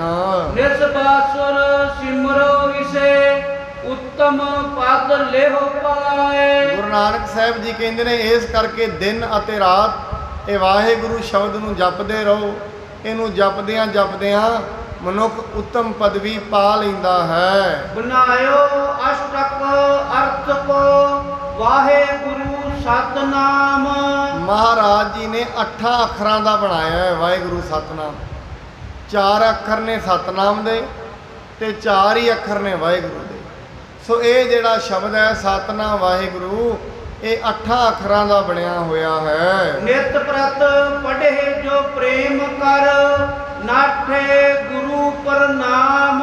ਇਸ ਕਰਕੇ ਮਹਾਰਾਜ ਜੀ ਕਹਿੰਦੇ ਨੇ ਜਿਹੜਾ ਪ੍ਰੇਮ ਦੇ ਨਾਲ ਇਸ ਨੂੰ ਜਪਦਾ ਹੈ, ਇਸ ਨੂੰ ਪੜ੍ਹਦਾ ਰਹਿੰਦਾ ਹੈ, ਸੁਤ ਬਿਤ ਆਦਿਕ ਕਾਮਨਾ, ਸਤਿਗੁਰ ਤੇ ਸਭ ਪਾਏ। ਇਸ ਕਰਕੇ ਜਿਹੜਾ ਵਾਹਿਗੁਰੂ ਵਾਹਿਗੁਰੂ ਜਪਦਾ ਰਹਿੰਦਾ ਹੈ ਉਹ ਪੁੱਤਰ ਦੀ, ਧਨ ਦੀ, ਜਿਹੜੀ ਵੀ ਉਹਦੀ ਕਾਮਨਾ ਹੋਏ ਵਾਹਿਗੁਰੂ ਜਪੇ ਦੇ ਨਾਲ ਪਾ ਲੈਂਦਾ। ਕਿਉਂਕਿ ਵਾਹਿਗੁਰੂ ਸ਼ਬਦ ਦਾ ਮਹਾਤਮ ਇੰਨਾ ਹੈ, ਦੂਜੇ ਜਿਹੜੇ ਮੰਤਰ ਨੇ ਥੋੜੀ ਲੇਟ ਅਸਰ ਕਰਦੇ ਨੇ, ਵਾਹਿਗੁਰੂ ਸ਼ਬਦ ਬੜੀ ਛੇਤੀ ਅਸਰ ਕਰਦਾ ਹੈ। ਕਿਉਂਕਿ ਗੁਰਬਾਣੀ ਅਸੀਂ ਪੜ੍ਹਦੇ ਹਾਂ, ਨਿਤਨੇਮ ਕਰਦੇ ਹਾਂ। ਨਿਤਨੇਮ ਦਾ ਅਰਥ ਹੈ, ਬਾਣੀ ਦੱਸਦੀ ਹੈ, ਨਿਤਨੇਮ ਕਹਿੰਦਾ ਹੈ ਵਾਹਿਗੁਰੂ ਜਪੋ। ਜੋ ਜੋ ਮਨੁੱਖ ਵਾਹਿਗੁਰੂ ਜਪਦਾ ਹੈ ਉਹਦੇ ਮਨ ਦੀਆਂ ਕਾਮਨਾਵਾਂ ਬੜੀ ਛੇਤੀਆਂ ਪੂਰਨ ਹੋਣੀਆਂ ਸ਼ੁਰੂ ਹੋ ਜਾਂਦੀਆਂ। ਔਰ ਜੇ ਕਿਸੇ ਨੂੰ ਇਹ ਹੋਏ ਜਪ ਕੇ ਵੇਖ ਲੈਣਾ ਚਾਹੀਦਾ। ਕੋਈ ਵੀ ਚੀਜ਼ ਹੈ ਜੇ ਕੋਈ ਦੱਸ ਰਿਹਾ ਉਹਨੂੰ ਕਰਕੇ ਵੇਖ ਲਓ। ਸੋ ਵਾਹਿਗੁਰੂ ਜਿਹੜਾ ਸ਼ਬਦ ਹੈ, ਜੇ ਕਿਸੇ ਨੂੰ ਕੋਈ ਰੋਗ ਵੀ ਹੋਏ ਨਾ, ਇਹ ਤੇ ਦਾਸ ਦਾ ਨਿੱਜੀ ਅਨੁਭਵ ਵੀ ਹੈ। ਜੇ ਕਿਸੇ ਨੂੰ ਕੋਈ ਰੋਗ ਲੱਗਿਆ ਹੋਏ ਨਾ ਤੇ ਉਹ ਸ਼ਰਧਾ ਬਣ ਕੇ ਵਾਹਿਗੁਰੂ ਵਾਹਿਗੁਰੂ ਜਪੇ, ਛੇਤੀਓ ਹੀ ਰੋਗ ਠੀਕ ਹੋ ਜਾਂਦਾ ਹੈ। ਐਸਾ ਵੀ ਹੈ। ਮਹਾਰਾਜ ਗੁਰੂ ਨਾਨਕ ਸਾਹਿਬ ਜੀ ਕਹਿ ਰਹੇ ਨੇ, ਜੇ ਕਿਸੇ ਦੀ ਕੋਈ ਆਸ਼ਾ ਹੋਏ, ਜੇ ਕਿਸੇ ਕੋਲ ਕੋਈ ਧਨ ਦੀ ਕਮੀ ਹੋਏ, ਕਿਸੇ ਕੋਲ ਕੋਈ ਪੁੱਤਰ ਦੀ ਕਮੀ ਹੋਏ, ਉਹ ਵਾਹਿਗੁਰੂ ਸ਼ਬਦ ਨੂੰ ਜਪੇ, ਪਰਮੇਸ਼ਰ ਉਸ ਨੂੰ ਦੇ ਦਿੰਦਾ ਹੈ। ਪ੍ਰਤ ਦਿਨ ਦੋਨੋਂ ਲੋਕ ਮੈਂ ਹੋਵੇ ਗੁਰੂ ਸਹਾਏ। ਵਾਹਿਗੁਰੂ ਜਪਨ ਦੇ ਨਾਲ ਗੁਰੂ ਫਿਰ ਦੋਵਾਂ ਲੋਕਾਂ ਦੇ ਸਹਾਈ ਹੁੰਦਾ। ਇਹ ਲੋਕ ਸੁਖੀਏ, ਪਰਲੋਕ ਸੁਖੀ। ਇੱਥੇ ਵੀ ਸਹਾਈ ਹੁੰਦਾ ਹੈ, ਪਰਲੋਕ ਵਿੱਚ ਵੀ ਸਹਾਈ ਹੁੰਦਾ ਹੈ। ਕਿਉਂ? ਕਿਉਂਕਿ ਸ਼ਬਦ ਦੇ ਵਿੱਚ ਸ਼ਕਤੀ ਇੰਨੀ ਹੈ। ਜੋ ਪਈ ਅਧਿਕ ਪ੍ਰਸੰਨ ਭਈ ਤਬ ਸੰਗਤ, ਮੁਖ ਬਿਕਸੈ ਜਨ ਪੰਕਜ ਪੰਗਤ। ਕਹਿੰਦੇ ਇਸ ਸਮਾਂ ਸਮਝੋ, ਗੁਰੂ ਸਾਹਿਬ ਜੀ ਤੋਂ ਜਦੋਂ ਇਹ ਅਰਥ ਸੁਣੇ ਸੰਗਤ ਨੇ, ਸਾਰੀ ਸੰਗਤ ਬੜੀ ਪ੍ਰਸੰਨ ਹੋ ਰਹੀ ਹੈ। ਤਬ ਹੋਇ ਖਰੋ ਬ੍ਰਿਧ ਤਤਕਾਲਾ, ਸੂਜਸ ਗੁਰੂ ਕੋ ਕਹਿ ਦਰਸਾਲਾ। ਉਸ ਸਮੇਂ ਫਿਰ ਬਾਬਾ ਬੁੱਢਾ ਜੀ ਖੜੇ ਹੋਏ, ਦੋਵੇਂ ਹੱਥ ਜੋੜ ਕੇ। ਹੁਣ ਵੇਖੋ, ਕਹਿੰਦੇ ਬੜੇ ਸੋਹਣੇ ਸ਼ਬਦਾਂ ਦੇ ਵਿੱਚ ਉਹ ਗੁਰੂ ਨਾਨਕ ਸਾਹਿਬ ਜੀ ਦਾ ਜਸ ਕਰਨ ਲੱਗ ਪਏ ਹਨ। ਨਮੋ ਸਚਿਦਾਨੰਦ ਗੋਬਿੰਦ ਜੋਗੀ, ਤ੍ਰਿਲੋਕੀ ਪਤੀ ਆਪ ਭੋਗੀ ਅਭੋਗੀ। ਉਹ ਕਹਿੰਦੇ ਨੇ ਮਹਾਰਾਜ ਤੁਸੀਂ ਸਚਿਦਾਨੰਦ ਹੋ, ਸਤ ਚਿਤ ਆਨੰਦ ਹੋ ਹਮੇਸ਼ਾ। ਨਾਲ ਕਹਿੰਦੇ ਸਾਹਿਬ ਜੀ ਤੁਸੀਂ ਗੋਬਿੰਦ ਹੋ, ਤੁਸੀਂ ਜੋਗੀ ਵੀ ਹੋ, ਤੁਸੀਂ ਭੋਗੀ ਵੀ ਹੋ ਤੇ ਅਭੋਗੀ ਵੀ ਹੋ। ਨਿਰਾਕਾਰ ਕੋ ਰੂਪ ਸਾਕਾਰ ਹੋਇਓ, ਜਪੈ ਸਤ ਨਾਮ ਸਿੱਖੀ ਬੀਜ ਬੋਇਓ। ਮਹਾਰਾਜ ਜੀ ਨੂੰ ਕਹਿੰਦੇ ਨੇ ਸੱਚੇ ਪਾਤਸ਼ਾਹ ਆਪ ਜੀ ਨਿਰੰਕਾਰ ਦੇ ਰੂਪ ਹੋ, ਪਰ ਨਿਰੰਕਾਰ ਤੋਂ ਤੁਸੀਂ ਇਹ ਸਾਕਾਰ ਰੂਪ ਆਪਣਾ ਬਣਾਇਆ। ਔਰ ਇਹ ਦੁਨੀਆ ਦੇ ਵਿੱਚ ਤੁਸੀਂ ਸਤਨਾਮ ਦਾ ਬੀਜ ਬੀਜਿਆ। ਇਹ ਸਤਨਾਮ ਦਾ ਬੀਜ ਮਹਾਰਾਜ ਜੀ ਗੁਰਬਾਣੀ ਦੇ ਭਾਈ ਗੁਰਦਾਸ ਜੀ ਕਹਿੰਦੇ ਨੇ, ਕਹਿੰਦੇ ਵਾਹਿਗੁਰੂ ਗੁਰੂ ਮੰਤਰ ਸੁਣਾਇਆ। ਸਤਨਾਮ ਦਾ ਗੁਰੂ ਨਾਨਕ ਸਾਹਿਬ ਜੀ ਨੇ ਚੱਕਰ ਇਹ ਦੁਨੀਆ ਦੇ ਵਿੱਚ ਫੇਰਿਆ ਹੈ। ਚਹੂ ਚੱਕ ਮੈਂ ਦੇਸ ਦੇਸੰਗ ਬਿਥਾਰੀ, ਗੁਰੂ ਆਪ ਹੋਇ ਸਿੱਖ ਕੀਨੰਗ ਅਪਾਰੀ। ਮਹਾਰਾਜ ਜੀ ਆਪ ਜੀ ਬਾਬੇ ਤਾਰੇ ਚਾਰ ਚੱਕ, 9 ਖੰਡ ਪ੍ਰਿਥਵੀ ਸੱਚਾ ਢੋਆ। ਸਾਹਿਬ ਜੀ ਤੁਸੀਂ 4 ਚੱਕਾਂ ਨੂੰ ਤਾਰਿਆ, ਦੁਨੀਆ ਦੀਆਂ 10 ਦਿਸ਼ਾਵਾਂ ਦੇ ਵਿੱਚ ਤੁਸੀਂ ਗਏ, ਜਿੱਥੇ ਜਿੱਥੇ ਵੀ ਗਏ ਹੋ ਸਾਰੀ ਦੁਨੀਆ ਦਾ ਆਪ ਜੀ ਨੇ ਭਲਾ ਕੀਤਾ ਹੈ ਅਤੇ ਬੜੀ ਦੂਰ ਦੂਰ ਤਾਈਂ ਸਿੱਖੀ ਦੀ ਰੀਤ ਚਲਾਈ ਹੈ। ਦਇਓ ਗਿਆਨ ਕੋ ਦਾਨ ਦਾਸ ਸਿੰਘ ਬਿਸਾਲਾ, ਕਲੀ ਮੈਂ ਦੁਖੀ ਦੇਖ ਜੀਵਨ ਕਿਰਪਾਲਾ। ਸਾਹਿਬ ਜੀ ਮਹਾਰਾਜ ਤੁਸੀਂ ਇਹ ਕਲਯੁਗ ਦੇ ਵਿੱਚ ਜਦੋਂ ਵੇਖਿਆ ਜੀਵ ਬੜੇ ਦੁਖੀ ਨੇ, ਉਹਨਾਂ ਜੀਵਾਂ ਨੂੰ ਵੇਖਦਿਆਂ ਆਪ ਜੀ ਨੇ ਸਤਨਾਮ ਦਾ ਮੰਤਰ ਦਿੱਤਾ। ਜਦੋਂ ਤੁਸੀਂ ਸਤਨਾਮ ਦਾ ਮੰਤਰ ਦਿੱਤਾ, ਦੁਨੀਆ ਉਧਰੀ ਹੈ। ਕਿਉਂਕਿ ਗੁਰੂ ਪੀਰ ਜਿਹੜੇ ਵੀ ਹੁੰਦੇ ਨੇ ਉਹ ਕੋਈ ਮੰਤਰ ਦੇ ਕੇ ਜਾਂਦੇ ਨੇ ਆਪਣੇ ਸਿੱਖਾਂ ਨੂੰ। ਮੈਂ ਆਪ ਜੀ ਨੂੰ ਉਦੋਂ ਵੀ ਦੱਸਿਆ ਸੀ, ਇੱਕ ਵੀਰ ਹੈ ਕੋਈ ਰਾਜਸਥਾਨ ਦੇ ਵਿੱਚ, ਉਹ ਸਾਰਿਆਂ ਨੂੰ ਠੀਕ ਕਰਦਾ ਸੀ। ਉਹ ਕੋਈ ਸਿੱਖ ਚਲਿਆ ਗਿਆ ਦਵਾਈ ਲੈਣ, ਕਹਿੰਦੇ ਮੈਨੂੰ ਵੀ ਕਰ ਦੇ। ਉਹ ਕਹਿੰਦਾ ਤੈਨੂੰ ਨਹੀਂ ਮੈਂ ਕਰ ਸਕਦਾ। ਕਹਿੰਦੇ ਕਿਉਂ? ਜਿਹੜੀ ਵਸਤੂ ਮੈਂ ਤੈਨੂੰ ਦੇਣੀ ਹੈ ਉਹ ਤੂੰ ਕਰਨੀ ਨਹੀਂ। ਕਹਿੰਦੇ ਨਹੀਂ ਦੱਸ। ਉਹਨੇ ਕਾਗਜ਼ ਦੇ ਉੱਤੇ ਮੂਲ ਮੰਤਰ ਤੇ ਵਾਹਿਗੁਰੂ ਲਿਖ ਕੇ ਦੇ ਦਿੱਤਾ। ਉਹਨੇ ਖੋਲੀ ਪਰਚੀ, ਕਹਿੰਦੇ ਇਹ ਤੇ ਮੈਂ ਰੋਜ਼ ਗੁਰਦੁਆਰੇ ਸੁਣਦਾ ਨਹੀਂ, ਤਾਂ ਹੀ ਤੇ ਮੈਂ ਕਹਿ ਰਿਹਾ ਤੇਰਾ ਭਲਾ ਨਹੀਂ ਹੋਣਾ। ਕਹਿੰਦੇ ਬੜੀ ਦੁਨੀਆ ਆਉਂਦੀ ਹੈ ਮੇਰੇ ਤੋਂ ਜਿਨ੍ਹਾਂ ਕਦੀ ਨਹੀਂ ਮੰਤਰ ਪੜ੍ਹੇ, ਕਹਿੰਦੇ ਸੱਜਣਾ ਉਹ ਇਹਨਾਂ ਤੇ ਵਿਸ਼ਵਾਸ ਕਰਕੇ ਉਧਰ ਗਏ ਨੇ। ਕਹਿੰਦੇ ਸਾਨੂੰ ਵਿਸ਼ਵਾਸ ਨਹੀਂ, ਜਿਹੜਾ ਨਿਤਾਪ੍ਰਤ ਗੁਰੂ ਦੇ ਕੋਲ ਆ ਰਿਹਾ ਉਹ ਇੱਥੋਂ ਇਹਨਾਂ ਮੰਤਰਾਂ ਤੋਂ ਗਾਹ ਲੰਘ ਜਾਂਦਾ, ਉਹ ਫਿਰ ਹੋਰ ਮੰਤਰ ਭਾਲਦਾ, ਸਮਾਧਾਂ ਤੇ ਜਾਂਦਾ, ਉਹਨਾਂ ਅੱਗੇ ਮੱਥੇ ਟੇਕਦਾ ਵੀ ਸ਼ਾਇਦ ਇੱਥੋਂ ਲੱਭੇ। ਜਿਉਂਦੇ ਗੁਰੂ ਨੂੰ ਛੱਡ ਕੇ ਫਿਰ ਮਰਿਆਂ ਦੇ ਅੱਗੇ ਜਾਂਦਾ, ਉੱਥੋਂ ਲੱਭਦੇ ਕੁਛ। ਐਸਾ ਨਹੀਂ ਹੁੰਦਾ। ਸਾਧ ਸੰਗਤ ਜੀ ਯਾਦ ਰੱਖਣਾ, ਉਹਨਾਂ ਦੀ ਜਿਹੜੀ ਬੰਦਗੀ ਹੈ, ਭਗਤੀ, ਜਿਹੜੇ ਸਮਾਧੀਆਂ ਇਹਨਾਂ ਵਿੱਚ ਪਏ ਹੋਏ ਨੇ, ਉਹ ਆਪ ਨਹੀਂ ਮੁਕਤ ਹੋਏ, ਇਹ ਤੇ ਆਪ ਮੁਕਤ ਮੋਹਿ ਤਾਰੈ ਹੈ। ਇਹ ਜਿਹੜਾ ਮੰਤਰ ਗੁਰੂ ਨੇ ਦਿੱਤਾ ਇਹ ਤੇ ਸ਼ਰਧਾ ਧਾਰਨ ਦੀ ਲੋੜ ਹੈ। ਜਿਉਂ-ਜਿਉਂ ਮਨੁੱਖ ਸ਼ਰਧਾ ਧਾਰ ਕੇ ਗੁਰੂ ਦੇ ਦੱਸੇ ਹੋਏ ਮੰਤਰ ਨੂੰ ਜਪਦਾ ਹੈ, ਮਨੁੱਖ ਦਾ ਭਲਾ ਹੋ ਜਾਂਦਾ ਹੈ। ਮਹਾ ਮਤ ਕੋ ਬ੍ਰਿਦੰ ਕੀਨੰ ਉਦਾਰੰ ਸਮਾਨੰ ਨਾ ਆਨੰ ਮਹਾਨੋ ਪ੍ਰਕਾਰੰ। ਮਹਾਰਾਜ ਤੁਹਾਡੇ ਸਮਾਨ ਦੁਨੀਆ ਤੇ ਕੋਈ ਨਹੀਂ, ਤੁਸੀਂ ਪਰਉਪਕਾਰੀ ਹੋ। ਕਿੱਡੇ ਵੱਡੇ ਸ਼ਬਦ ਬਾਬਾ ਬੁੱਢਾ ਜੀ ਵਰਤ ਰਹੇ ਨੇ। ਸਾਹਿਬ ਜੀ ਤੁਸੀਂ ਪਰਉਪਕਾਰੀ ਹੋ, ਤੁਹਾਡੇ ਵਰਗਾ ਕੋਈ ਹੋਰ ਨਹੀਂ। ਤੇ ਇੱਕ ਗੱਲ ਬੜੀ ਵੱਡੀ ਕਹਿੰਦੇ ਨੇ, ਮੈਂ ਆਪਣੇ ਵਿੱਚ ਵੀ ਗੱਲ ਲਾਵਾਂ, ਕਹਿੰਦੇ ਮਾੜੀ ਮੱਤ ਵਾਲਿਆਂ ਨੂੰ, ਸਾਡੇ ਵਰਗਿਆਂ ਨੂੰ ਮਾੜੀ ਮੱਤ ਵਾਲਿਆਂ ਨੂੰ ਚੰਗੀ ਮੱਤ ਦੇ ਕੇ ਪ੍ਰਕਾਸ਼ਮਾਨ ਕੀਤਾ। ਜਿਨ੍ਹਾਂ ਨੇ ਕਦੀ ਜ਼ਿੰਦਗੀ 'ਚ ਸੋਚਿਆ ਨਹੀਂ ਸੀ ਕਿਤੇ ਬਹਿ ਕੇ ਬੋਲਾਂਗੇ, ਜਿਨ੍ਹਾਂ ਨੇ ਕਦੀ ਜ਼ਿੰਦਗੀ 'ਚ ਸੋਚਿਆ ਨਹੀਂ ਸੀ ਇਹਨਾਂ ਵਹਿਮਾਂ ਭਰਮਾਂ ਤੋਂ ਉੱਤੇ ਉੱਠਾਂਗੇ, ਉਹਨਾਂ ਨੂੰ ਤੁਸੀਂ ਚੰਗੀ ਮੱਤ ਦੇ ਕੇ ਦੁਨੀਆ ਦੇ ਪਰਮਾਰਥ ਦਾ ਰਾਹ ਵਿਖਾਇਆ।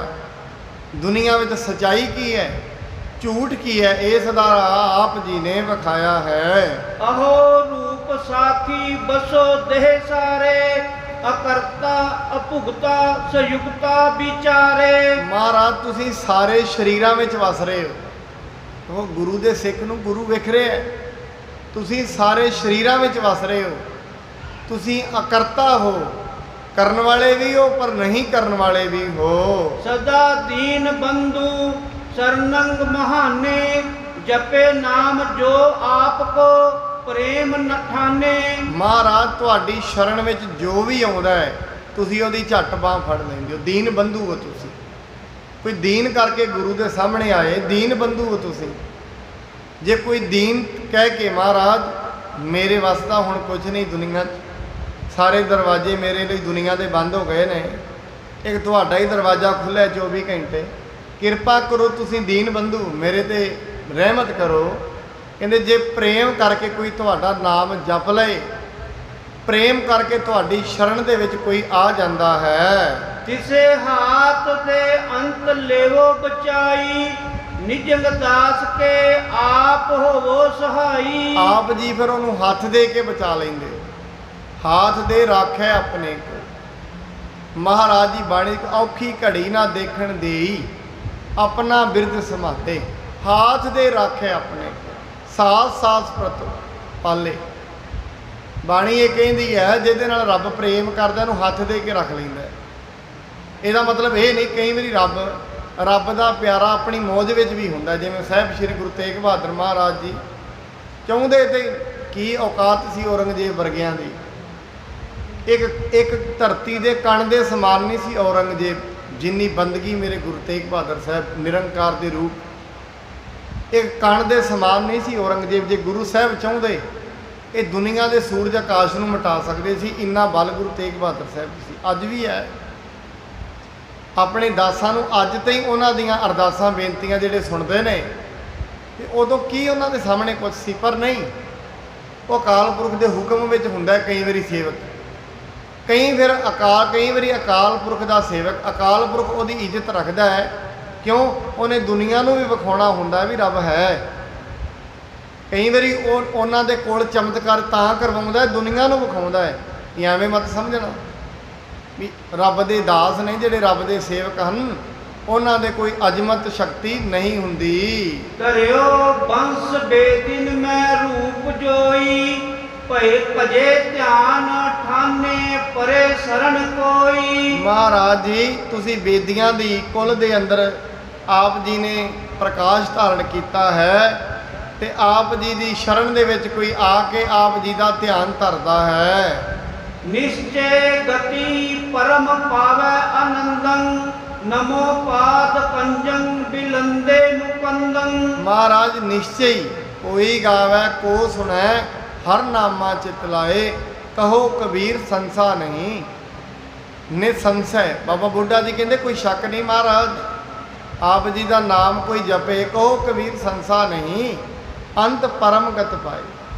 रब दे नाम नू कोई भी जपे कोई गावे को सुनै हर नामा चित लाई चित ला के ਇਹਦੇ ਵਿੱਚ ਕੋਈ ਸ਼ੰਕਾ नहीं भी ਉਹਨੂੰ चार पदार्थ नहीं मिले ਇਹਦੇ ਵਿੱਚ कोई दो अखरी गल नहीं है ਇਹਦੇ ਵਿੱਚ इफ ਤੇ बट नहीं है भी होएगा कि नहीं होएगा नहीं ऐसा नहीं कोई शंका नहीं सिर्फ लोड़ है निश्चय की कोई निश्चा धर के लग जाए गल लगन दी है ज्यों ज्यों मनुख लग जाता है।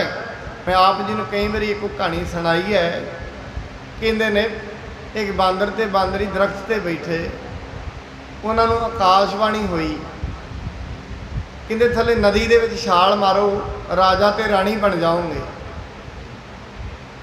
थोड़ी देर दे विच बांदरी ने छाल मारी बाहर आई राणी बन गई पीछे वेखदी है बांदर दरख्त ते बैठा है आवाज़ मार के पुछदी है मारी नहीं छाल कहता मैनू संसा सी शक सी पता नहीं राजा बनागा कि नहीं बना। बांदरी कहती कमलिया छाल मारदा राजा बनदियों तो बनदियों नहीं बांदर तो है ही सी जे छाल मार जाता राजा बन जाता ना भी बनता इत्थों तो नहीं ना जान बांदर तो थले नहीं जान लगा। एवें गुरु के बचन भी ने जे मनुख जप ले ये विश्वास की गल है गुरु कहता जप लवे जे जप ले फिर तो अगे पहुँच जाएगा जे नहीं भी किते पहुँचा इत्थों तो नहीं ना जान लगा जिथे हुण खलोता जैसे हम रुलते फिरते कोई बात ना पूछता इत्थों तो किते नहीं जान लगा। जे जप के वेख ले किसे किसे उपाधि ते पहुँचेगा ही तुरियां ते राह कोई ना कोई लभदा ही है गल तुरन दी है। जेड़े तुरदे ने राजे बन जाते जेड़े तुरदे ने महाराज बाणी दे विच कहंदे ने जेड़े तुरदे ने जिसनों बख्शे सिफत सलाह नानक पातशाही पातशाह। जे कोई तुरे पातशाहां दा पातशाह बन जाता है। महामान मोहाद माते मतंगं हृदय कानन दास के सिंह अंगं। महाराज जी महान अहंकार मोह आदि जेड़े मस्त हाथी ने ये बड़े वड्डे वड्डे जेड़े विकार ने आप जी जंगल दे विच शेर दे समान हो तुहाडा नाम शेर दे समान है जिवें शेर जंगल दे विचों हाथियां दी हीरना दी परवाह नहीं करता भजा दिंदा है तुहाडा नाम भी ऐसा है जे किते मन रूपी जंगल दे विच पै जाए ਇਹਦੇ ਵਿੱਚੋਂ ਜਿਹੜੇ ਵੱਡੇ ਵੱਡੇ ਪਾਪ ਨੇ ਸਾਰਿਆਂ ਨੂੰ ਭਜਾ ਦਿੰਦਾ ਹੈ। ਰਹੋ ਸਿੱਖ ਕੇ ਅੰਗ ਸੰਗਮ ਸਦਾਈ ਨਹੀਂ ਰੋਮ ਬਾਕੋ ਕਰੈ ਕੋਏ ਜਾਈ। ਬਾਬਾ ਬੁੱਢਾ ਜੀ ਕਹਿੰਦੇ ਆਪ ਦੀ ਇੱਕ ਹੋਰ ਵੀ ਵਡਿਆਈ ਗੁਰੂ ਨਾਨਕ ਸਾਹਿਬ ਜਿਹੜੀ ਉਹਨਾਂ ਵੇਖੀ ਕਹਿੰਦੇ ਤੁਸੀਂ ਆਪਣੇ ਸੇਵਕ ਦੇ ਸਦਾ ਅੰਗ ਸੰਗ ਰਹਿੰਦੇ ਹੋ ਤੁਹਾਡੇ ਸੇਵਕ ਦਾ ਕੋਈ ਵਾਲ ਵੀ ਵਿੰਗਾ ਨਹੀਂ ਕਰ ਸਕਦਾ ਵਿੱਚ ਕਰਤਾ ਪੁਰਖ ਖਲੋਆ वाल ना विंगा होआ तुसी जिहदे नाल खलो जांदे हो जा तू मेरा वल है तां क्या मोहि छंदा तुद सब किश मैनू सौंपिया जा तेरा बंदा। महाराज जिहदे वल तुसी खलो जांदे हो उहदा कोई वाल नहीं विंगा कर सकदा। मैं आप जी नूं दसना चाहुंदा एक सिंह मैनू मिले वो कहंदे मेरा किसी नाल झगड़ा हो गया मेरे कोल कोई पोलिटिकल सपोर्ट नहीं सी किसी मंत्री संतरी नूं मैं नहीं सी जानदा झगड़ा भी ज़्यादा हो गया मेरे तो सट वो मैनू मारन आए सी मैं गुरु का सिख सी कृपा हुई मेरे तो कल्ले तो ही उन्होंने सट्टां ज़्यादा वज गईयां।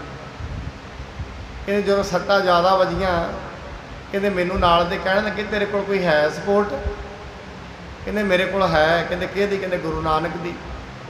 फिर जिवें आम पिंडां 'च सारे कहंदे ने वो तो चलो हैगा ही है वो गुरु तो हैगा ही है फिर भी कहना जो हैगा ही है तो फिर की जो आप कह दिए जे वो उत्थे कह दिंदा मेरे नाल प्रधानमंत्री मोदी है बाबा चलो ठीक है उन्हें क्या गुरु नानक कहते चलो वो तो हैगा ही जे वो हैगा ही है फिर दूजी गल की कहते मेरे नाल गुरु नानक है भाई ਕਹਿੰਦੇ ਅੱਛਾ, ਕਹਿੰਦੇ ਚਲੋ ਚਲੋ, ਕਹਿੰਦੇ ਕਮਲਾ ਹੋ ਗਿਆ। ਕਮਲੇ ਹੀ ਕਹਿੰਦੇ ਨੇ ਜਿਹੜਾ ਗੁਰੂ ਨਾਨਕ ਨੂੰ ਕਹਿਣ ਲੱਗ ਜੇ ਮੇਰੇ ਨਾਲ ਹੈ। ਤੁਰ ਪਏ, ਕਹਿੰਦੇ ਚਲੋ ਅਸੀਂ ਵਹਿੰਦੇ ਹਾਂ ਕਿਸੇ ਨੂੰ। ਕਹਿੰਦੇ ਗਏ, ਜਾਂਦਿਆਂ ਜਿਹੜੇ ਬੈੱਡ ਤੇ ਪਏ ਸੀ, ਉਹ ਬੈੱਡ ਤੋਂ ਕੋਈ ਮਰੀਜ਼ ਉੱਠਿਆ, ਪਿੱਛੇ ਗੁਰੂ ਨਾਨਕ ਦੀ ਫੋਟੋ ਲੱਗੀ, ਉੱਤੇ ਮੈਨੂੰ ਬਾਤਾ। ਕਹਿੰਦਾ ਮੈਂ ਆਖਿਆ ਸੱਜਣੋ ਮੈਂ ਬਾਅਦ 'ਚ ਆਇਆ, ਉਹ ਪਹਿਲਾਂ ਆ ਗਿਆ ਪਿੱਛੇ, ਆਹ ਵੇਖੋ ਫੋਟੋ ਲੱਗੀ ਹੈ। ਉਹ ਹਜੇ ਵੀ ਨਾ ਮੰਨੇ, ਕਹਿੰਦਾ ਤੂੰ ਕਮਲੀਆਂ ਗੱਲਾਂ ਕਰਦਾ। ਕਹਿੰਦੇ ਐਵੇਂ ਵੀ ਹੁੰਦਾ ਕਦੇ। ਕਹਿੰਦੇ ਗਾਹ ਨੂੰ ਗਏ, ਉਹਨੇ ICU 'ਚ ਸ਼ਿਫਟ ਕੀਤਾ, ਮੈਨੂੰ ਬੈਂਚ ਮਿਲ ਗਿਆ 13। ਕਹਿੰਦੇ ਆਲਾ 13 ਤੇ ਫਿਰ ਆ ਗਿਆ।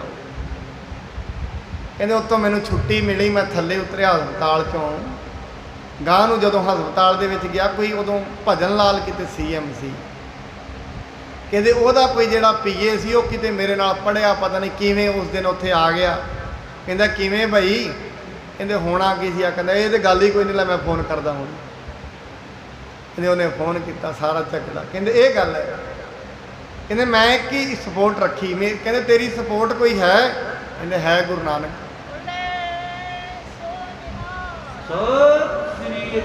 ਜਿਸ ਦਿਨ ਮਨੁੱਖ ਰਾਮ ਜੋਗੀ ਨਾ ਜੀਏ, ਜੀਏ ਤੰਬੋਰਾ।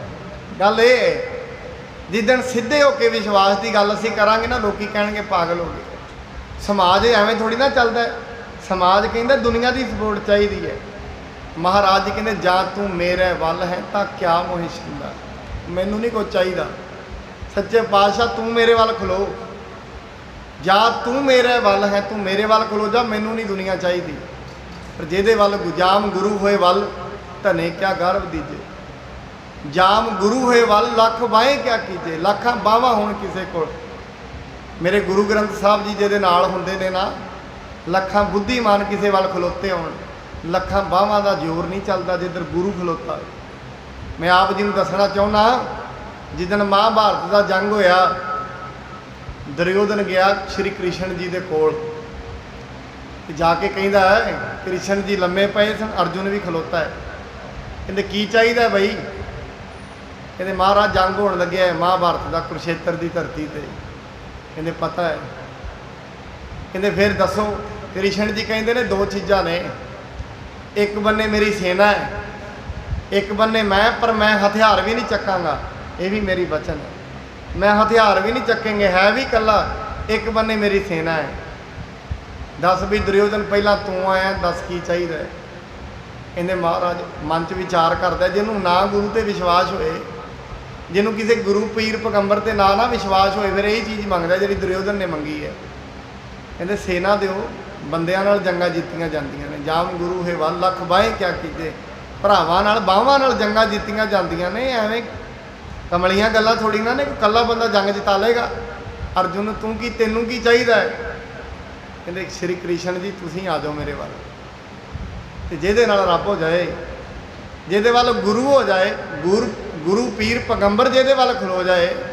ਦੇਖੋ ਆ ਕੁਰੂਕਸ਼ੇਤਰ ਦਾ ਜੰਗ ਹਾਮੀ ਭਰਦਾ ਹੈ। ਇੱਕ ਬੰਨੇ ਵੱਡੇ ਵੱਡੇ ਭੀਸ਼ਮ ਪਿਤਾਮਾ, ਜਿਹਨਾਂ ਨੂੰ ਅਮਰ ਹੋਣ ਦਾ ਵਰਦਾਨ ਸੀ, ਨਹੀਂ ਰਹੇ। ਦਰੋਣਾਚਾਰਿਆ, ਕਿਰਪਾਚਾਰਿਆ, ਕਿੰਨੇ ਯੋਧੇ ਸੀ, ਸਾਰੇ ਗਏ ਭੰਗ ਦੇ ਪਹਾੜੇ। ਕਿਉਂ? ਜਿੱਧਰ ਕ੍ਰਿਸ਼ਨ ਦੀ ਹਾਰ ਹੁੰਦੀ ਸੀ, ਰੱਬ ਦੀ ਹਾਰ ਹੁੰਦੀ। ਜਿੱਧਰ ਰੱਬ ਖਲੋਤਾ ਹੋਏ ਨਾ, ਜੇ ਰੱਬ ਦਾ ਸੇਵਕ ਨਾਮ ਤੇ ਖਲੋਤਾ ਹੈ, ਫਿਰ ਉਹ ਸੇਵਕ ਦੀ ਹਾਰ ਨਹੀਂ ਹੈ, ਉਹ ਰੱਬ ਦੀ ਹਾਰ ਹੈ। ਇਸ ਕਰਕੇ ਸੇਵਕ ਕਹਿੰਦੇ ਨੇ ਸੱਚੇ ਪਾਤਸ਼ਾਹ, ਜੋ ਰਾਜ ਦੇ ਤਾਂ ਕਵਨ ਵਡਾਈ, ਜੋ ਭੀਖ ਮੰਗਾਏ ਤਾਂ ਕਿਆ ਘਟ ਜਾਈ। ਸੱਚੇ ਪਾਤਸ਼ਾਹ ਰਾਜ ਦੇਗਾ, ਮੇਰਾ ਕੀ, ਉਹਦੇ ਨਾਲ ਨਾਮ ਤੇਰਾ ਹੀ ਹੋਣਾ। ਭਗਤ ਧੰਨਾ ਜੀ ਤਾਂ ਹੀ ਤੇ ਕਹਿੰਦੇ ਨੇ ਮਹਾਰਾਜ ਇੱਕ ਘੋੜੀ ਦੇ ਚੰਗੀ, ਲੋਕੀ ਕਹਿਣ ਤੇਰਾ ਭਗਤ ਤੁਰਿਆ ਜਾਂਦਾ ਘੋੜੀਆਂ ਤੇ, ਇੱਕ ਤਾਜਲ ਤੁਰੀ ਚੰਗੇਰੀ। ਮਹਾਰਾਜ ਅੰਨ ਪਾਣੀ ਚੰਗਾ ਦੇ, ਲੋਕੀ ਕਹਿਣ ਰੱਬ ਦੇ ਭਗਤ ਦੇ ਮੌਜਾਂ ਲੱਗੀਆਂ ਨੇ, ਅਸੀਂ ਵੀ ਜਪੀਏ। ਇਸ ਕਰਕੇ ਭਗਤ ਕਹਿੰਦੇ ਨੇ। ਬਾਕੀ ਭਗਤ ਇਹ ਦੋਵੇਂ ਅਵਸਥਾ 'ਚ ਰਹਿ ਸਕਦੇ ਨੇ, ਭਾਵੇਂ ਨਾ ਵੀ ਕੁਛ ਰੱਬ ਦੇ ਤਾਂ ਵੀ ਮੌਜ 'ਚ ਰਹਿੰਦੇ ਨੇ। ਪਰ ਇਸ ਕਰਕੇ ਮਹਾਰਾਜ ਜੀ ਬਾਣੀ ਦੇ ਵਿੱਚ ਕਹਿੰਦੇ ਨੇ, ਬਾਬਾ ਬੁੱਢਾ ਜੀ ਸਾਹਿਬ ਸ਼੍ਰੀ ਗੁਰੂ ਨਾਨਕ ਸਾਹਿਬ ਜੀ ਨੂੰ ਕਹਿ ਰਹੇ, ਮਹਾਰਾਜ ਜਿਹਦੇ ਵੱਲ ਤੁਸੀਂ ਖਲੋ ਜਾਂਦੇ ਹੋ, ਜਿਹੜੇ ਤੁਹਾਡਾ ਆਸਰਾ ਤੱਕ ਲੈਂਦੇ ਨੇ, ਸਾਹਿਬ ਜੀ ਦੁਨੀਆ ਦੇ ਲੱਖਾਂ ਆਸਰੇ ਉਹਨਾਂ ਸਾਹਮਣੇ ਕੁਝ ਨਹੀਂ ਕਰ ਸਕਦੇ। ਗਿਨੇ ਕੋ ਗੁਣੰ ਪਾਰ ਪਾਵੈ ਨਾ ਕੋਈ, ਮਹਾਨੰ ਮਹਿਆਨ ਰੂਪੰ ਜੇ ਹੋਈ। ਸੱਚੇ ਪਾਤਸ਼ਾਹ ਤੁਹਾਡੇ ਗੁਣਾਂ ਨੂੰ ਕੌਣ ਗਿਣ ਸਕਦਾ ਹੈ? ਗੁਰੂ ਨਾਨਕ ਸਾਹਿਬ ਜੀ ਤੁਹਾਡੇ ਵਿੱਚ ਕਿੰਨੇ ਗੁਣ ਨੇ, ਇਹਨਾਂ ਗੁਣਾਂ ਦਾ ਕੋਈ ਪਾਰ ਨਹੀਂ ਪਾ ਸਕਦਾ। ਨਿਜੰ ਸਰੇ ਹੇਤੰ ਭਜੇ ਜੌਨ ਕੋਨੰ ਦਇਆ ਧਾਰ ਦੇਵੋ ਮਹਾ ਮੋਦ ਤੋਨੰ। ਜੇ ਤੁਹਾਡੇ ਦੱਸੇ ਹੋਏ ਨਾਮ ਨੂੰ, ਬਾਬਾ ਬੁੱਢਾ ਜੀ ਕਹਿਣ ਲੱਗੇ ਮਹਾਰਾਜ ਤੁਹਾਡੇ ਦੱਸੇ ਹੋਏ ਨਾਮ ਨੂੰ ਕੋਈ ਦਿਲ ਵਿੱਚ ਸ਼ਰਧਾ ਧਾਰ ਕੇ ਜਪੇ ਤੇ ਕਹੇ ਮੈਨੂੰ ਰੱਬਾ ਮੁਕਤੀ ਦੇ ਦੇ, ਕਹਿੰਦੇ ਤੁਹਾਡਾ ਨਾਮ ਜਪਿਆ ਹੀ ਉਹਨੂੰ ਮੁਕਤੀ ਮਿਲ ਜਾਂਦੀ ਹੈ। ਮਹਾ ਦੁਖ ਸਿੱਧੰ ਪ੍ਰਭੂ ਹੋ ਅਗਸਤੰ ਨਮਸਤੰ ਨਿਵਾਸੋ ਬਿਲਾਸੋ ਸਮਸਤੰ। हे ਮਹਾਰਾਜ ਜੀ, हे ਪ੍ਰਭੂ ਜੀ, ਜਿਹੜਾ ਦੁੱਖ ਰੂਪੀ ਸਮੁੰਦਰ ਹੈ ਤੁਸੀਂ ਉਹਦੇ ਵਾਸਤੇ ਅਗਸਤਾ ਮੁਨੀ ਹੋ। ਭਾਵ ਜਿਵੇਂ ਅਗਸਤਾ ਮੁਨੀ ਸਮੁੰਦਰ ਨੂੰ ਪੀ ਗਿਆ ਸੀ ਮਹਾਰਾਜ, ਆਪਣੇ ਦਾਸਾਂ ਦੇ ਸਾਰੇ ਦੁੱਖ ਤੁਸੀਂ ਪੀ ਜਾਂਦੇ ਹੋ। ਦਈ ਮੋਖ ਕੋਟਾਨ ਜੇ ਮੋਹ ਗ੍ਰਸਤੰ ਸਦਾ ਜੈ ਨਮਸਤੰ ਨਮਸਤੰ। ਮਹਾਰਾਜ ਜਿਹੜੇ ਲੋਕ ਮੋਹ 'ਚ ਗਰਸੇ ਨੇ ਤੁਸੀਂ ਉਹਨਾਂ ਨੂੰ ਬਾਹਰ ਕੱਢ ਦਿੰਦੇ ਹੋ, ਇਸ ਕਰਕੇ ਸਦਾ ਤੁਹਾਡੀ ਜੈ ਹੈ, ਸਦਾ ਤੁਹਾਨੂੰ ਨਮਸਕਾਰ ਹੈ, ਸਦਾ ਤੁਹਾਨੂੰ ਨਮਸਕਾਰ ਹੈ। ਦੋਹਰਾ ਸ਼੍ਰੀ ਬੁੱਢੇ ਅਸ਼ਟਕ ਕਰਿਓ ਸੁਨ ਸਤਿਗੁਰ ਸੁਖ ਦਾਏ। ਕਹਿੰਦੇ ਬਾਬਾ ਬੁੱਢਾ ਜੀ ਨੇ ਇਹ ਗੱਲ ਕਹਿ ਕੇ ਮਹਾਰਾਜ ਜੀ ਦੇ ਅੱਗੇ ਲੰਮੇ ਪੈ ਗਏ ਨੇ, ਅਸ਼ਟਾਂਗ ਕੀਤੀ ਹੈ। ਭਾਈ ਪਦ ਬਖਸ਼ਣ ਕਰੋ ਸੁਨਤ ਸਿੱਖ ਸਮੁਦਾਇ। ਸਾਰੀ ਸੰਗਤ ਨੂੰ ਕਿਹਾ ਭਾਈ ਅੱਜ ਤੋਂ ਬਾਅਦ ਇਹ ਬੁੱਢਾ ਨਹੀਂ ਹੈ, ਅੱਜ ਤੋਂ ਬਾਅਦ ਇਹ ਭਾਈ ਬੁੱਢਾ ਹੈ। ਇਹ ਬਾਬਾ ਬੁੱਢਾ ਜੀ ਨੇ ਉਹਨਾਂ ਨੂੰ ਭਾਈ ਦੀ ਪਦਵੀ ਗੁਰੂ ਨਾਨਕ ਸਾਹਿਬ ਜੀ ਨੇ ਦਿੱਤੀ। ਅੱਜ ਤੋਂ ਇਹ ਬਾਅਦ ਇਹ ਭਾਈ ਨੇ।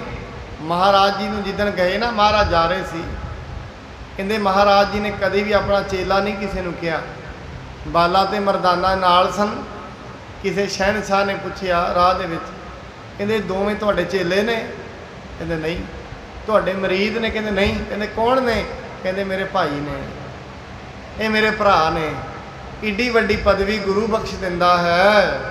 ਚੌਪਈ ਪੜ੍ਹੇ ਸੁਨਹਿ ਅਸ਼ਟਕ ਮਨ ਲਾਵਹਿ ਸੋ ਜਨ ਸਕਲ ਪਦਾਰਥ ਪਾਵਹਿ। ਮਹਾਰਾਜ ਜੀ ਕਹਿਣ ਲੱਗੇ ਜਿਹੜੇ ਇਹਨਾਂ ਅੱਖਰਾਂ ਨੂੰ ਸੁਣਨਗੇ, ਸਤਨਾਮ ਵਾਹਿਗੁਰੂ ਨੂੰ ਜਪਣਗੇ, ਉਹ ਜ਼ਿੰਦਗੀ ਵਿੱਚ ਸਾਰੇ ਪਦਾਰਥ ਪਾ ਲਿਆ ਕਰਨਗੇ। ਤਿਨ ਕੇ ਨਾਨਾ ਰੋਗ ਨਿਵਾਰੈ ਮਨ ਤੇ ਕਾਮ ਕ੍ਰੋਧ ਵਿਦਾਰੈ। ਕਹਿੰਦੇ ਦੂਜੀ ਚੀਜ਼ ਇੱਕ ਹੋਰ ਵੀ ਹੈ, ਜੇ ਉਹਨੂੰ ਕੋਈ ਸਰੀਰ ਦਾ ਰੋਗ ਲੱਗਿਆ ਹੋਵੇ ਨਾ, ਉਹ ਸਤਨਾਮ ਵਾਹਿਗੁਰੂ ਦਾ ਜਾਪ ਕਰੇ।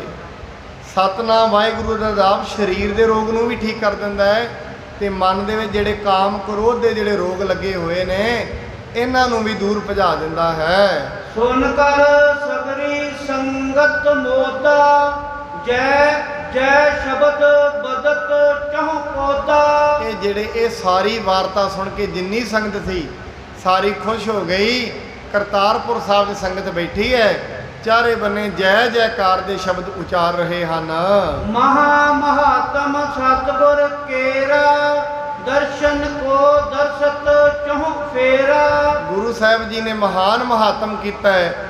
ਸੰਗਤ ਚਾਰੇ ਬੰਨੇ ਤੇ ਗੁਰੂ ਤੇ ਦਰਸ਼ਨ ਕਰ ਰਹੀ ਹੈ। ਬੋਰੋ ਕਹਿਓ ਕਨਾਤ ਤਨੀਜੈ ਚਹੁ ਦਿਸ ਮਹਿ ਘੇਰਾ ਕਰ ਲੀਜੈ। ਮਹਾਰਾਜ ਜੀ ਨੇ ਫਿਰ ਸਿੱਖਾਂ ਨੂੰ ਕਿਹਾ ਸਿੱਖੋ ਹੁਣ ਇੱਕ ਕਨਾਤ ਲਿਆਓ ਤੇ ਚਾਰੇ ਬੰਨੇ ਮੇਰੇ ਘੇਰਾ ਬਣਾ ਲਓ। ਹੁਣ ਮਹਾਰਾਜ ਜੀ ਨੇ ਫਿਰ ਸੱਚਖੰਡ ਨੂੰ ਜਾਣਾ ਹੈ, ਕਹਿੰਦੇ ਭਾਈ ਇੱਕ ਕਨਾਤ ਲੈ ਕੇ ਆਓ ਤੇ ਚਾਰੇ ਬੰਨੇ ਘੇਰਾ ਬਣਾ ਲਵੋ। ਸਰਬ ਨਿਕਸ ਕੈ ਬਾਹਰ ਜਾਵੋ ਸਤਨਾਮ ਸਿਮਰਹੁ ਗੁਣ ਗਾਵੋ। ਉਹ ਕਨਾਤ ਕਰਕੇ ਚਾਰੇ ਬੰਨੇ ਸਾਰੇ ਬਾਹਰ ਚਲੇ ਜਾਓ ਤੇ ਬਾਹਰ ਜਾ ਕੇ ਸਾਰੇ ਸਤਨਾਮ ਦਾ ਜਾਪ ਕਰੋ। ਸੁਨ ਤੇ ਛਿਨ ਦਾਸਨ ਤਤਕਾਲਾ ਘੇਰੀ ਤਹਾਂ ਕਨਾਤ ਵਿਸਾਲਾ। ਜਦੋਂ ਇਹ ਗੱਲ ਸਿੱਖਾਂ ਨੇ ਸੁਣੀ, ਫਟਾਫਟ ਬੜੀ ਛੇਤੀ ਦੇ ਨਾਲ ਚਾਰੇ ਬੰਨੇ ਉਹਨਾਂ ਨੇ ਕਨਾਤ ਕਰ ਦਿੱਤੀ ਹੈ। ਅੰਬਰ ਪਾਏ ਬੰਦਨ ਪਰ ਸਵੇਤਾ ਕੋਡੇ ਪੁਨ ਬੇਦੀ ਕੁਲ ਕੇਤਾ। ਮੇਰੇ ਸਾਹਿਬ ਸ੍ਰੀ ਗੁਰੂ ਨਾਨਕ ਸਾਹਿਬ ਜੀ ਚਿੱਟੀ ਚਾਦਰ ਲੈ ਕੇ ਮਹਾਰਾਜ ਆਪਣੇ ਉੱਤੇ ਚਿੱਟੀ ਚਾਦਰ ਲਈ ਹੈ, ਮਹਾਰਾਜ ਲੰਮੇ ਪੈ ਗਏ ਹਨ। ਰੋਰ ਪਰਾ ਸਗਰੇ ਨਰ ਮਾਹੀ ਲੋਚਨ ਤੇ ਜਲ ਧਾਰ ਚੁਆਹੀ। ਸਾਰੇ ਬੰਨੇ ਰੋਲਾ ਪੈ ਗਿਆ, ਸਾਰੀ ਸੰਗਤ ਹੁਣ ਵਿਲਾਪ ਕਰ ਰਹੀ ਹੈ। ਸਹਿਬ ਸੱਚੇ ਪਾਤਸ਼ਾਹ ਜੀ ਕਿੱਧਰ ਚਲੇ ਗਏ ਹਨ। ਹੋਣ ਲੱਗੀ ਸਭ ਸੋਜ ਤਿਆਰੇ ਸਮੱਗਰੀ ਤਿਆਰ ਹੋਣ ਲੱਗ ਪਈ। ਲਿਆ ਕੇ ਚੰਦਨ ਦੀਆਂ ਲੱਕੜਾਂ ਨੇੜੇ ਰੱਖ ਲਈਆਂ। ਪੁਸ਼ਪ ਸੁਗੰਧ ਕ੍ਰਿਤ ਬਹੁ ਆਨਾ, ਤਿਲ ਆਦਿਕ ਸਭ ਕੀਨ ਮਹਾਨਾ। ਖੁਸ਼ਬੂਦਾਰ ਫੁੱਲ ਘਿਓ ਲਿਆਂਦਾ ਗਿਆ, ਹੋਰ ਤਿਲ ਲਿਆ ਕੇ ਗੁਰੂ ਜੀ ਦੇ ਕੋਲ ਰੱਖ ਲਏ ਗਏ ਹਨ। ਰੁਦਨ ਕਰੇ ਸਭ ਹੀ ਨਰ ਨਾਰੀ, ਸ਼੍ਰੀ ਨਾਨਕ ਗੁਣ ਨਾਮ ਉਚਾਰੀ। ਸਾਰੇ ਜਿੰਨੇ ਵੀ ਨਰ ਨਾਰੀਆਂ ਨੇ ਹੁਣ ਰੁਦਨ ਕਰ ਰਹੇ ਨੇ, ਵਿਲਾਪ ਕਰ ਰਹੇ ਨੇ, ਸਹਿਬ ਸ਼੍ਰੀ ਮਹਾਰਾਜ ਜੀ ਦੇ ਗੁਣ ਗਾ ਰਹੇ ਹਨ। ਇਤਨੇ ਮਹਿ ਪਠਾਨ ਤਹ ਆਏ, ਦਰਸ਼ ਕਰਨ ਹਿਰਦੇ ਲਲਚਾਏ। ਇੰਨੀ ਦੇਰ 'ਚ ਉੱਥੇ ਪਠਾਨ ਭਾਵ ਮੁਸਲਿਮ ਕੌਮ ਵੀ ਆ ਗਈ ਹੈ। ਸਾਰੇ ਗੁਰੂ ਸਾਹਿਬ ਜੀ ਦੇ ਦਰਸ਼ਨ ਕਰਨਾ ਚਾਹੁੰਦੇ ਹਨ। ਸ਼ਸਤਰਨ ਯੁਕਤ ਸੋ ਮਨੁਜ ਕਨੇਰੇ, ਉਤੇ ਮਰੀਤ ਗੁਰੂ ਪਗ ਕੇਰੇ। ਉਹਨਾਂ ਕੋਲ ਬੜੇ ਵੱਡੇ ਸ਼ਸਤਰ ਵੀ ਨੇ ਤੇ ਨਾਲ ਉਹਨਾਂ ਦੇ ਕੋਲ ਬਹੁਤ ਸਾਰੇ ਮਨੁੱਖ ਵੀ ਹਨ। ਚੌ ਦਸ ਤਨੀ ਕਨਾਤ ਬਿਸਾਲਾ, ਕਿਸਹੂ ਨਾ ਦਰਸ ਹੋਤ ਤੇ ਕਾਲਾ। ਚਾਰੇ ਬੰਨੇ ਕਨਾਤ ਲੱਗੀ ਹੋਈ ਸੀ, ਕਿਸੇ ਨੂੰ ਵੀ ਗੁਰੂ ਸਾਹਿਬ ਜੀ ਦੇ ਦਰਸ਼ਨ ਨਹੀਂ ਸੀ ਹੋ ਰਹੇ। ਦੇਖ ਪਠਾਨ ਹਿਰਦੈ ਬਿਸਮਾਏ, ਦਰਸ ਨਿਰਾਸ ਹਿਰਦੇ ਅਕੁਲਾਏ। ਕਹਿੰਦੇ ਆਪਣੇ ਮਨ ਦੇ ਵਿੱਚ ਉਹ ਪਠਾਨ ਬੜੇ ਆਪਣੇ ਆਪ ਨੂੰ ਸੋਚਦੇ ਨੇ, ਬੜੇ ਵਿਲਾਪ ਕਰਦੇ ਨੇ, ਸਾਨੂੰ ਪਤਾ ਨਹੀਂ ਗੁਰੂ ਨਾਨਕ ਦੇ ਹੁਣ ਦਰਸ਼ਨ ਹੋਣਗੇ ਕਿ ਨਹੀਂ ਹੋਣਗੇ। ਖਰੇ ਲੋਕ ਚਾਹੋਂ ਦਿਸ ਰਖਵਾਰੀ, 300 ਖਾਨਨ ਗਿਰਾ ਉਚਾਰੀ। ਜਿਹੜੇ ਕਨਾਤ ਦੇ ਚਾਰੋਂ ਤਰਫ ਜਿੰਨੇ ਵੀ ਮਨੁੱਖ ਖੜੇ ਸਨ, ਜਿਹੜੇ ਰਖਵਾਲੀ ਵਾਸਤੇ ਖੜੇ ਸਨ, ਉਹਨਾਂ ਨੂੰ ਜਿਹੜੇ ਖਾਨ ਆਏ ਸਨ, ਉਹਨਾਂ ਨੇ ਬਚਨ ਉਚਾਰਿਆ ਹੈ। ਤੁਮ ਹੋ ਸਿੱਖ ਗੁਰੂ ਗੁਣ ਖਾਨੀ, ਹਮ ਮੁਰੀਦ ਹੈ ਸਭ ਜਗ ਜਾਨੀ। ਕਹਿੰਦੇ ਤੁਸੀਂ ਗੁਰੂ ਦੇ ਸਿੱਖ ਹੋ, ਅਸੀਂ ਵੀ ਗੁਰੂ ਦੇ ਮੁਰੀਦ ਹਾਂ, ਅਸੀਂ ਵੀ ਗੁਰੂ ਨੂੰ ਚਾਹੁੰਦੇ ਹਾਂ। ਆਖਰ ਕੋ ਦਰਸ਼ਨ ਇਹ ਕਾਲਾ, ਹਮਕੋ ਕਰਨੇ ਦਿਓ ਕਿਰਪਾਲਾ। ਕਹਿੰਦੇ ਸਾਨੂੰ ਹੁਣ ਅਖੀਰ ਦੇ ਦਰਸ਼ਨ ਕਰਨ ਦਿਓ। ਅਸੀਂ ਆਪਣੇ ਗੁਰੂ ਨਾਨਕ ਸਾਹਿਬ ਜੀ ਦੇ, ਕਿਉਂਕਿ ਮਹਾਰਾਜ ਜਿੱਥੇ ਹਿੰਦੂਆਂ ਦੇ ਗੁਰੂ ਸਨ, ਸਿੱਖਾਂ ਦੇ ਗੁਰੂ ਸਨ, ਮੁਸਲਮਾਨਾਂ ਦੇ ਪੀਰ ਵੀ ਸੀ। ਮੇਰੇ ਮਹਾਰਾਜ ਸਾਹਿਬ ਜੀ ਨੇ ਨਾ ਹਿੰਦੂਆਂ 'ਚ ਵਿਤਕਰਾ ਰੱਖਿਆ, ਨਾ ਮੁਸਲਮਾਨਾਂ 'ਚ ਰੱਖਿਆ। ਉਹਨਾਂ ਵਾਸਤੇ ਸਭ ਇੱਕੋ ਸਮਾਨ ਸੀ, ਨਾ ਕਿਤੇ ਸ਼ੂਦਰ ਨੂੰ ਵੇਖਿਆ, ਨਾ ਕਿਸੇ ਪੰਡਤ ਨੂੰ ਵੇਖਿਆ। ਮੇਰੇ ਮਹਾਰਾਜ ਜੀ ਨੇ ਸਾਰੀ ਉਮਰ ਸਾਹਿਬ ਜੀ ਨੇ ਜਿੱਥੇ ਵੀ ਗਏ ਨੇ, ਨੀਚਾਂ ਨੂੰ ਉੱਤੇ ਚੁੱਕਿਆ, ਜਿਹੜੇ ਹੰਕਾਰੀ ਸਨ ਉਹਨਾਂ ਨੂੰ ਥੱਲੇ ਸੁੱਟਿਆ। ਮਹਾਰਾਜ ਜੀ ਸਾਹਿਬ ਜੀ ਨੂੰ ਕਹਿ ਰਹੇ ਨੇ, ਭਾਈ ਸਾਨੂੰ ਵੀ ਗੁਰੂ ਨਾਨਕ ਸਾਹਿਬ ਜੀ ਦੇ ਦਰਸ਼ਨ ਕਰਨ ਦਿਓ। ਉਤੇ ਦੂਰ ਸੁਧ ਸੁਨ ਕਰ ਆਏ, ਅਬ ਨਿਰਾਸ਼ ਹਮ ਕਿਉਂ ਕਰ ਜਾਏ। ਅਸੀਂ ਬੜੀ ਦੂਰ ਸੀ, ਸਾਨੂੰ ਜਦੋਂ ਖਬਰ ਪਈ ਗੁਰੂ ਨਾਨਕ ਸਾਹਿਬ ਜੀ ਤੁਰ ਚੱਲੇ ਨੇ, ਅਸੀਂ ਭੱਜੇ ਆਏ ਆ। ਭਾਈ ਕਿਰਪਾ ਕਰੋ, ਇੱਕ ਵਾਰੀ ਗੁਰੂ ਦੇ ਸਰੀਰ ਦੇ ਦਰਸ਼ਨ ਕਰਨ ਦਿਓ। ਬਣਿਓ ਸਿੱਖ ਅਸ ਅੱਠ ਨਹਿ ਕਰੀਏ, ਦਰਸ਼ਨ ਕਰਨਾ ਸਮਾ ਨਾ ਬਚਰੀਏ। ਕਹਿੰਦੇ ਸਿੱਖਾਂ ਨੇ ਕਿਹਾ, ਭਾਈ ਐਵੇਂ ਹੱਠ ਨਾ ਕਰੋ। ਗੁਰੂ ਜੀ ਨੇ ਕਿਹਾ ਕਿਸੇ ਨੇ ਨੇੜੇ ਨਹੀਂ ਹੋਣਾ, ਇਸ ਕਰਕੇ ਹੱਠ ਨਾ ਕਰੋ, ਹੁਣ ਗੁਰੂ ਸਾਹਿਬ ਦੇ ਦਰਸ਼ਨ ਨਹੀਂ ਹੋਣਗੇ। ਤੁਮ ਜੇ ਅਗਰੇ ਆਵਤ ਪੂਰਨ, ਕਰ ਲੈਤੇ ਦਰਸ਼ਨ ਗੁਰਪੂਰਨ। ਭਾਈ ਜੀ ਜੇ ਤੁਸੀਂ ਕਿਤੇ ਪਹਿਲਾਂ ਆ ਲੈਂਦੇ ਤੇ ਤੁਸੀਂ ਦਰਸ਼ਨ ਕਰ ਲੈਣੇ ਸੀ, ਹੁਣ ਤੁਸੀਂ ਮਹਾਰਾਜ ਦੇ ਦਰਸ਼ਨ ਨਹੀਂ ਕਰ ਸਕੋਗੇ। ਅਬ ਬੰਧਨ ਕਰ ਲਿਓ ਇਸ ਥਾਈ, ਦੁੱਖ ਨਿਕੰਦਨ ਹੈ ਸਭ ਜਾਈ। ਇਸ ਕਰਕੇ ਹੁਣ ਇੱਥੋਂ ਹੀ ਦਰਸ਼ਨ ਕਰ ਲਓ, ਤੁਹਾਡੇ ਦੁੱਖ ਦੂਰ ਹੋ ਜਾਣਗੇ। ਇੱਥੋਂ ਹੀ ਦਰਸ਼ਨ, ਜਿਵੇਂ ਅੱਜ ਤੋਂ ਪਹਿਲਾਂ ਮਹਾਰਾਜ ਸਾਹਿਬ ਕਰਤਾਰਪੁਰ ਸਾਹਿਬ ਹੀ ਮਹਾਰਾਜ ਜੋਤੀ ਜੋਤ ਸਮਾਏ ਨੇ, ਸੰਗਤਾਂ ਇੱਥੋਂ ਹੀ ਦਰਸ਼ਨ ਕਰਦੀਆਂ ਸਨ। ਇਹਦੇ ਗੁਰੂ ਸਾਹਿਬ ਇੱਥੋਂ ਹੀ ਆਪਣੀਆਂ ਸ਼ਰਧਾ ਪੂਰਨ ਕਰਦੀਆਂ ਸਨ, ਬਾਰਡਰ ਤੇ ਖਲੋ ਕੇ ਹੀ ਦਰਸ਼ਨ ਕਰਦੀਆਂ ਸਨ। ਇੱਕ ਸਮਾਂ ਆਇਆ, ਗੁਰੂ ਨਾਨਕ ਸਾਹਿਬ ਜੀ ਨੇ ਕਿਰਪਾ ਕੀਤੀ, ਅੱਜ ਖੁੱਲੇ ਦਰਸ਼ਨ ਦੀਦਾਰ ਕਰਤਾਰਪੁਰ ਸਾਹਿਬ ਦੇ ਹੋ ਗਏ ਨੇ। ਇਸ ਕਰਕੇ ਉਹ ਕਹਿਣ ਲੱਗੇ, ਭਾਈ ਹੁਣ ਦੂਰੋਂ ਹੀ ਦਰਸ਼ਨ ਕਰੋ, ਨੇੜੇ ਜਾਣ ਦੀ ਹਦਾਇਤ ਨਹੀਂ ਹੈ। ਹਮਰੋ ਬਚਨ ਮਾਨ ਤੁਮ ਲੀਜੈ, ਨੀਕੇ ਹਿਰਦੇ ਵਿਚਾਰ ਕਰੀਜੈ। ਸਾਡੇ ਵਚਨ ਤੁਸੀਂ ਮੰਨ ਲਓ, ਇਹਨੂੰ ਸੋਹਣਾ ਸਮਝੋ, ਇਹਨਾਂ ਦੀ ਵਿਚਾਰ ਕਰੋ, ਹੁਣ ਤੁਸੀਂ ਨੇੜੇ ਨਹੀਂ ਜਾ ਸਕੋਗੇ। ਖਾਨ ਕਹੈ ਹਮ ਮਾਨਹਿ ਨਾਹੀ, ਏਤੀ ਬਾਤ ਬਣਾਵੋ ਕਾਹੀ। ਪਠਾਨ ਕਹਿੰਦੇ ਅਸੀਂ ਨਹੀਂ ਮੰਨਣਾ ਬਈ, ਅਸੀਂ ਤੇ ਕਰਨੇ ਨੇ। ਆਪਣੇ ਵੱਲੋਂ ਗੱਲਾਂ ਕਿਉਂ ਬਣਾਉਂਦੇ ਹੋ? ਸਾਡੇ ਗੁਰੂ ਨੇ, ਅਸੀਂ ਉਹਨਾਂ ਦੇ ਮਰੀਦ ਆ, ਸਾਡੇ ਗੁਰੂ ਨਾਨਕ ਸਾਹਿਬ ਪੀਰ ਨੇ। ਆਪ ਜੀ ਦੀ ਗਿਆਤ ਲਈ ਅਰਜ਼ ਕਰਾਂ, ਜੋ ਜਿੱਦਣ ਗੁਰੂ ਨਾਨਕ ਸਾਹਿਬ ਹੁਣ ਅੱਗੇ ਆਏਗਾ ਪ੍ਰਸੰਗ, ਲੜਾਈ ਹੋਈ ਹੈ ਉੱਥੇ ਹਿੰਦੂਆਂ ਮੁਸਲਮਾਨਾਂ ਦੀ। ਉਹ ਕਹਿ ਰਹੇ ਨੇ, ਕਹਿੰਦੇ ਅਸੀਂ ਮੁਰੀਦ ਹਾਂ ਗੁਰੂ ਨਾਨਕ ਦੇ, ਅਸੀਂ ਤੇ ਉਹਨਾਂ ਦੇ ਉਵੇਂ ਦਰਸ਼ਨ ਕਰਨੇ ਹਨ। ਹੋ ਡਿਗ ਦਰਸੋ ਜਿਉ ਤੁਮ ਨੀਕੇ, ਤੋ ਹਮ ਜਾਵਹਿ ਪੀਰ ਨਜੀਕੇ। ਜਦੋਂ ਤੁਸੀਂ ਨੇੜੇ ਹੋ ਕੇ ਦਰਸ਼ਨ ਕੀਤੇ ਨੇ, ਅਸੀਂ ਕਿਉਂ ਨਹੀਂ ਕਰ ਸਕਦੇ? ਅਸੀਂ ਵੀ ਆਪਣੇ ਪੀਰ ਦੇ ਨੇੜੇ ਹੋ ਕੇ ਦਰਸ਼ਨ ਕਰਨੇ ਹਨ। ਸਾਂਝੇ ਹਿੰਦੂ ਤੁਰਕਨ ਕੇਰੇ, ਸਿੱਖ ਸਮਾਨ ਮੁਰੀਦ ਕਨੇਰੇ। ਉਹਨਾਂ ਨੂੰ ਕਹਿਣ ਲੱਗੇ, ਭਾਈ ਸਾਡੇ ਗੁਰੂ ਨਾਨਕ ਨੇ ਨਹੀਂ ਕਦੀ ਫਰਕ ਰੱਖਿਆ, ਉਹਨਾਂ ਹਿੰਦੂਆਂ ਮੁਸਲਮਾਨਾਂ ਨੂੰ ਬਰਾਬਰ ਸਮਝਿਆ। ਤੁਸੀਂ ਵੱਡੇ ਹੋ ਸਾਡੇ ਤੋਂ, ਜੇ ਤੁਸੀਂ ਵੱਡੇ ਸਿੱਖ ਹੋ, ਅਸੀਂ ਵੀ ਉਹਨਾਂ ਦੇ ਵੱਡੇ ਮਰੀਦ ਹਾਂ। ਇਹ ਪਖਿਆ ਜੇ ਹਿੰਦੂਨ ਤੁਰਕਾ, ਦੋਨੋਂ ਕੋ ਖੋਵਣ ਮਤ ਗੁਰਕਾ। ਕਹਿੰਦੇ ਇਸ ਕਰਕੇ ਜੇ ਤੁਸੀਂ ਗੁਰੂ ਦੇ ਸਾਹਮਣੇ ਗੱਲ ਕਹਿੰਦੇ ਨਾ ਵੀ ਉਹ ਹਿੰਦੂ ਨੇ ਮੁਸਲਮਾਨ ਨੇ, ਗੁਰੂ ਨੇ ਤੁਹਾਨੂੰ ਨੇੜੇ ਨਹੀਂ ਸੀ ਲੱਗਣ ਦੇਣਾ। ਇੱਕ ਤੋ ਖਾਨਨ ਕੋ ਬਲ ਭਾਰੀ, ਦੂਜੇ ਸਾਚੀ ਗਿਰਾ ਉਚਾਰੀ। ਇੱਕ ਤੇ ਉਹਨਾਂ ਕੋਲ ਮਨੁੱਖ ਬੜੇ ਸਨ ਜਿਹੜੇ ਖਾਨ ਆਏ, ਸ਼ਸਤਰ ਲੈ ਕੇ ਆਏ ਸਨ। ਦੂਜੇ ਉਹਨਾਂ ਨੇ ਸੱਚੀ ਗੱਲ ਕਹੀ ਵੀ ਗੁਰੂ ਨਾਨਕ ਤੇ ਸਾਰਿਆਂ ਦੇ ਨੇ। ਇਸ ਕਰਕੇ ਉਹ ਹੁਣ ਹਿਰਦੇ ਵਿੱਚ ਵਿਚਾਰਦੇ ਹਨ। ਹਟਤ ਨਹੀਂ ਬਹੁ ਰਹੇ ਹਟਾਈ, ਸ਼ਸਤਰ ਗਏ ਤਬ ਹਿੰਦੂਨ ਜਾਈ। ਉਹ ਹਟ ਨਹੀਂ ਸੀ ਰਹੇ ਪਿੱਛੇ, ਇਸ ਕਰਕੇ ਦੂਜਿਆਂ ਨੇ ਵੀ ਸ਼ਸਤਰ ਚੁੱਕ ਲਏ, ਜਿਨ੍ਹਾਂ ਜਿਹੜੇ ਨੇੜੇ ਖਲੋਤੇ ਸਨ। ਹੁਣ ਦੋਵੇਂ ਸਾਈਡਾਂ 'ਚ ਆਪਸ 'ਚ ਉਹਨਾਂ ਨੇ ਸ਼ਸਤਰ ਚੁੱਕ ਲਏ ਹਨ। ਪਰਿਓ ਸਭਨ ਮੈਂ ਰੋਰਾ ਭਾਰੀ, ਕੋਏ ਨ ਕਿਸ ਕੀ ਸੁਣੈ ਪੁਕਾਰੀ। ਚਾਰੇ ਬੰਨੇ ਰੋਲਾ ਪੈ ਗਿਆ, ਕੋਈ ਕਿਸੇ ਦੀ ਗੱਲ ਨਹੀਂ ਸੁਣਦਾ। ਗੁਰੂ ਨਾਨਕ ਸਾਹਿਬ ਦਾ ਸਰੀਰ ਅੰਦਰ ਪਿਆ, ਅੰਦਰ ਮਹਾਰਾਜ ਜੀ ਵਿਰਾਜੇ ਨੇ ਕਨਾਤ ਦੇ ਅੰਦਰ, ਬਾਹਰ ਬੜਾ ਭਾਰੀ ਰੋਲਾ ਪੈ ਗਿਆ ਹੈ। ਸ੍ਰੀ ਗੁਰੂ ਤਨ ਕੇ ਪਾਸ ਜੇ ਦਾਸਾ, ਸਰੋਨ ਕੁਲਾਹਨ ਸੁਨ ਚਹੁ ਆਸਾ। ਜਿਹੜੇ ਗੁਰੂ ਜੀ ਦੇ ਨੇੜੇ ਬੈਠੇ ਸਨ ਸਰੀਰ ਦੇ ਪੰਜ ਚਾਰ ਦਾਸ, ਉਹਨਾਂ ਨੇ ਵੇਖਿਆ ਬਾਹਰ ਰੋਲਾ ਪਤਾ ਨਹੀਂ ਕਿਹੜੀ ਗੱਲ ਦਾ ਪਿਆ। ਸੋ ਇੱਥੋਂ ਤਾਈਂ ਦਾ ਆਪਾਂ ਜਿਹੜਾ ਪ੍ਰਸੰਗ ਅੱਜ ਕਰਾਂਗੇ। ਕੱਲ ਨੂੰ ਹੁਣ ਕਿਵੇਂ ਉਹਨਾਂ ਦੇ ਵਿੱਚ ਫਿਰ ਰੋਲਾ ਪੈਂਦਾ, ਕਿਵੇਂ ਮਹਾਰਾਜ ਜੀ ਦਾ ਸਰੀਰ ਉੱਥੋਂ, ਕਿਉਂਕਿ ਉੱਥੇ ਦੋਵੇਂ ਚੀਜ਼ਾਂ ਬਣਦੀਆਂ ਨੇ, ਉੱਥੇ ਮੰਦਿਰ ਵੀ ਬਣਦਾ ਤੇ ਮਕਬਰਾ ਵੀ ਬਣਦਾ। ਇੱਕ ਪਹਿਲੇ ਹੀ ਗੁਰੂ ਨਾਨਕ ਸਾਹਿਬ ਐਸੇ ਪੀਰ ਨੇ ਜਿਨ੍ਹਾਂ ਵਾਸਤੇ ਮੰਦਿਰ ਵੀ ਬਣਿਆ, ਧਰਮਸ਼ਾਲਾ ਵੀ ਬਣੀ ਹੈ ਤੇ ਮਕਬਰਾ ਵੀ ਬਣਿਆ। ਇਹ ਕੱਲ ਦੀ ਆਪਾਂ ਜਿਹੜੀ ਅਗਲਾ ਪ੍ਰਸੰਗ ਹੈ, ਕੀ ਗੁਰੂ ਜੀ ਦੇ ਕਿਵੇਂ ਉੱਥੇ ਰੋਲਾ ਪੈਂਦਾ ਹੈ, ਉਹਦਾ ਕੀ ਫਿਰ ਹੱਲ ਨਿਕਲਦਾ ਹੈ, ਕਿਵੇਂ ਫਿਰ ਉਹ ਗੁਰੂ ਸਾਹਿਬ ਜੀ ਦਾ ਅੱਗੇ ਜਿਹੜਾ ਅੰਤਮ ਸਰੀਰ ਦਾ ਕਿਰਿਆ ਹੁੰਦੀ ਹੈ, ਸੰਸਕਾਰ ਹੁੰਦਾ ਹੈ, ਇਸ ਨੂੰ ਆਪਾਂ ਕੱਲ ਦੇ ਦੀਵਾਨਾਂ ਵਿੱਚ ਵਿਚਾਰਾਂਗੇ। ਇਹ